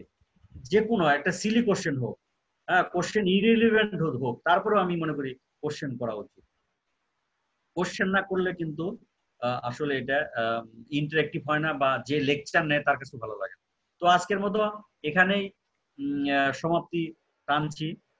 সবাইকে শুভরাত্রি। সবাই ভালো থাকুক, করোনা মুক্ত থাকুক, যেটা আমাদের এখন খুব ক্রাইসিস। করোনা একটু বেড়েই যাচ্ছে মনে হয়। সে সবাইকে সেফ সিকিউর যেন থাকে, সেফটি মেনটেন করে, মাস্ক যেন পরে, পেশেন্ট হ্যান্ডেলিং করার সময় খুব উইথ কশন, সেফটি প্রিকশন, এই জিনিসগুলা কিন্তু মানতে হবে। এটা না মানলে কিন্তু নিজে যখন অসুস্থ হয়ে যাবে, আমরা শুধু ফেসবুকে ওই ওই ইগুলাই দিয়ে থাকি, কমেন্ট গুলাই করে থাকি, কিন্তু যার যায় সে কিন্তু বুঝে, সেই ফ্যামিলি কিন্তু সাফার করে। তো সেইটা আমি মনে করি নিজের দায়িত্ব নিজেকেই নিতে হবে, নিজের ফ্যামিলির দায়িত্ব নিজেকেই নিতে হবে, অন্যেরা শুধু হাই হুতাশি করবে। সেই জিনিসগুলা ভেরি মাচ কেয়ারফুলি থাকতে হবে। স্বাস্থ্য কিন্তু আগে, তারপরে অন্য কিছু। তো ঠিক আছে, সবাইকে অসংখ্য ধন্যবাদ। অসংখ্য ধন্যবাদ। স্যার তার মূল্যবান সময় থেকে আমাদের কাছে এসে মূল্যবান কথা বললো। স্যারকে আমি বলবো স্যার যে আপনি অন্তর থেকে ধন্যবাদ, এবং আপনাকে আমরা চাবো যে স্যার এখন যেহেতু শীতের মৌসুম আসতেছে, এই সময় কিন্তু হসপিটাল ভরা থাকবে। এই সময় কার্ডিওলজি মেডিসিনের ওয়ার্ডে হার্ট ফেলিওর রুগী জায়গা দেওয়া যাবে না, এত পরিমাণ রুগী হবে। তো সুতরাং এই হার্ট ফেলিওর নিয়ে একটু যদি বিস্তারিত আরো বিশেষ করে পার্ট বাই পার্ট আপনি আরো কয়েকটা ক্লাস নিতেন তাহলে অনেক ভালো হতো। 13 তারিখের পরে আপনার কাছে আবদার স্যার। না 13 তারিখের পরে অ্যাকুট হার্ট ফেলিওর হয়তো আবার আমি দেখাবো, তারপরে ক্রনিক হার্ট ফেলিওর কিভাবে, অ্যাকুট হার্ট ফেলিওরের ম্যানেজমেন্ট কিভাবে, ক্রনিক হার্ট ফেলিওর ম্যানেজমেন্ট সবচেয়ে বেশি অবাক করা কাণ্ড হচ্ছে এই যে পোস্টপার্টাম ডিসিএম, এগুলো চিকিৎসা কিন্তু আমি বাস্তবে দেখছি স্যার অনেক সমস্যা হচ্ছে। মানে ডায়াগনোসিস হওয়ার কারণে পেশেন্টটা কিন্তু ডিসিএম থেকে আইসিএম হয়ে যাচ্ছে, লাইফ কিন্তু শেষ। এই জন্য স্যার এটা আমাদের সকলেই আইসিএম থেকে ডিসিএম হচ্ছে। জি স্যার, কার্ডিওলজিস্ট কাছে আসে না, এরা যা রেসপিরেটরি মেডিসিন বা অন্য জায়গায় অন্য জায়গায় যায়। দেখা যায় যে গ্যাস্ট্রোএন্টারোলজিস্টের কাছে কনজেশন, লিভার কনজেশন হয়, গ্যাস্ট্রোএন্টারোলজিস্টের কাছে চলে যায়। তো এই জন্য স্যার এই বিষয়ে আমাদের অবশ্যই অভিজ্ঞ হতে হবে, যাতে আমাদের ইয়াং জেনারেশন আছে ইজিলি ডায়াগনোস করে সাথে সাথে সেই ম্যানেজমেন্ট দিতে পারে, অথবা একটাই কার্ডিওলজিস্ট কাছে পাঠিয়ে রেফার করে দিতে পারে। এটা আমাদের টার্গেট থাকবে স্যার। আরেকটা পেশেন্ট কোশ্চেন করছিল যে হাইপারটেনসিভ পেশেন্টের যদি সাডেনলি হাইপোটেনসিভ হয়, তাহলে হ্যাঁ, যদি হাইপোটেনশন হয় কোনো কারণে, যদি ডায়রিয়া হয়, তার একটু ওয়াটারি ডায়রিয়া হলো, ভমিটিং হলো, সেসব ক্ষেত্রে তো টেম্পোরারিলি হয়তো উইথ হেল্প করা লাগতে পারে, স্টপ করা লাগতে পারে অ্যান্টিহাইপারটেনসিভ টেম্পোরারিলি। তারপরে হয়তো আবার পাইতে পারে সে পেশেন্টের সেটেল হয়ে, মানে কারণটা ডায়রিয়া কন্ট্রোল হয়ে গেলে বা হাইপোটেনশন কোনো কারণে ভলিউম লস হইলে সেটাও কারেকশন করার পর। তো ঠিক আছে, আমরা সবাইকে গুড নাইট জানাচ্ছি। ভালো থাকো, সুস্থ থাকো। ধন্যবাদ স্যার এবং সকলকে ধন্যবাদ। ইনশাআল্লাহ আমরা এটা ভিডিওটা আমাদের ইউটিউবে চ্যানেলে দিয়ে দেব, আপনারা যারা মিস করছেন দেখে নিতে পারবেন। ধন্যবাদ সকলকে। স্যার ভালো থাকবেন, সকলে ভালো থাকবেন, আমাদের জন্য দোয়া করবেন। অবশ্যই সবার জন্য দোয়া থাকবে। Thank you sir.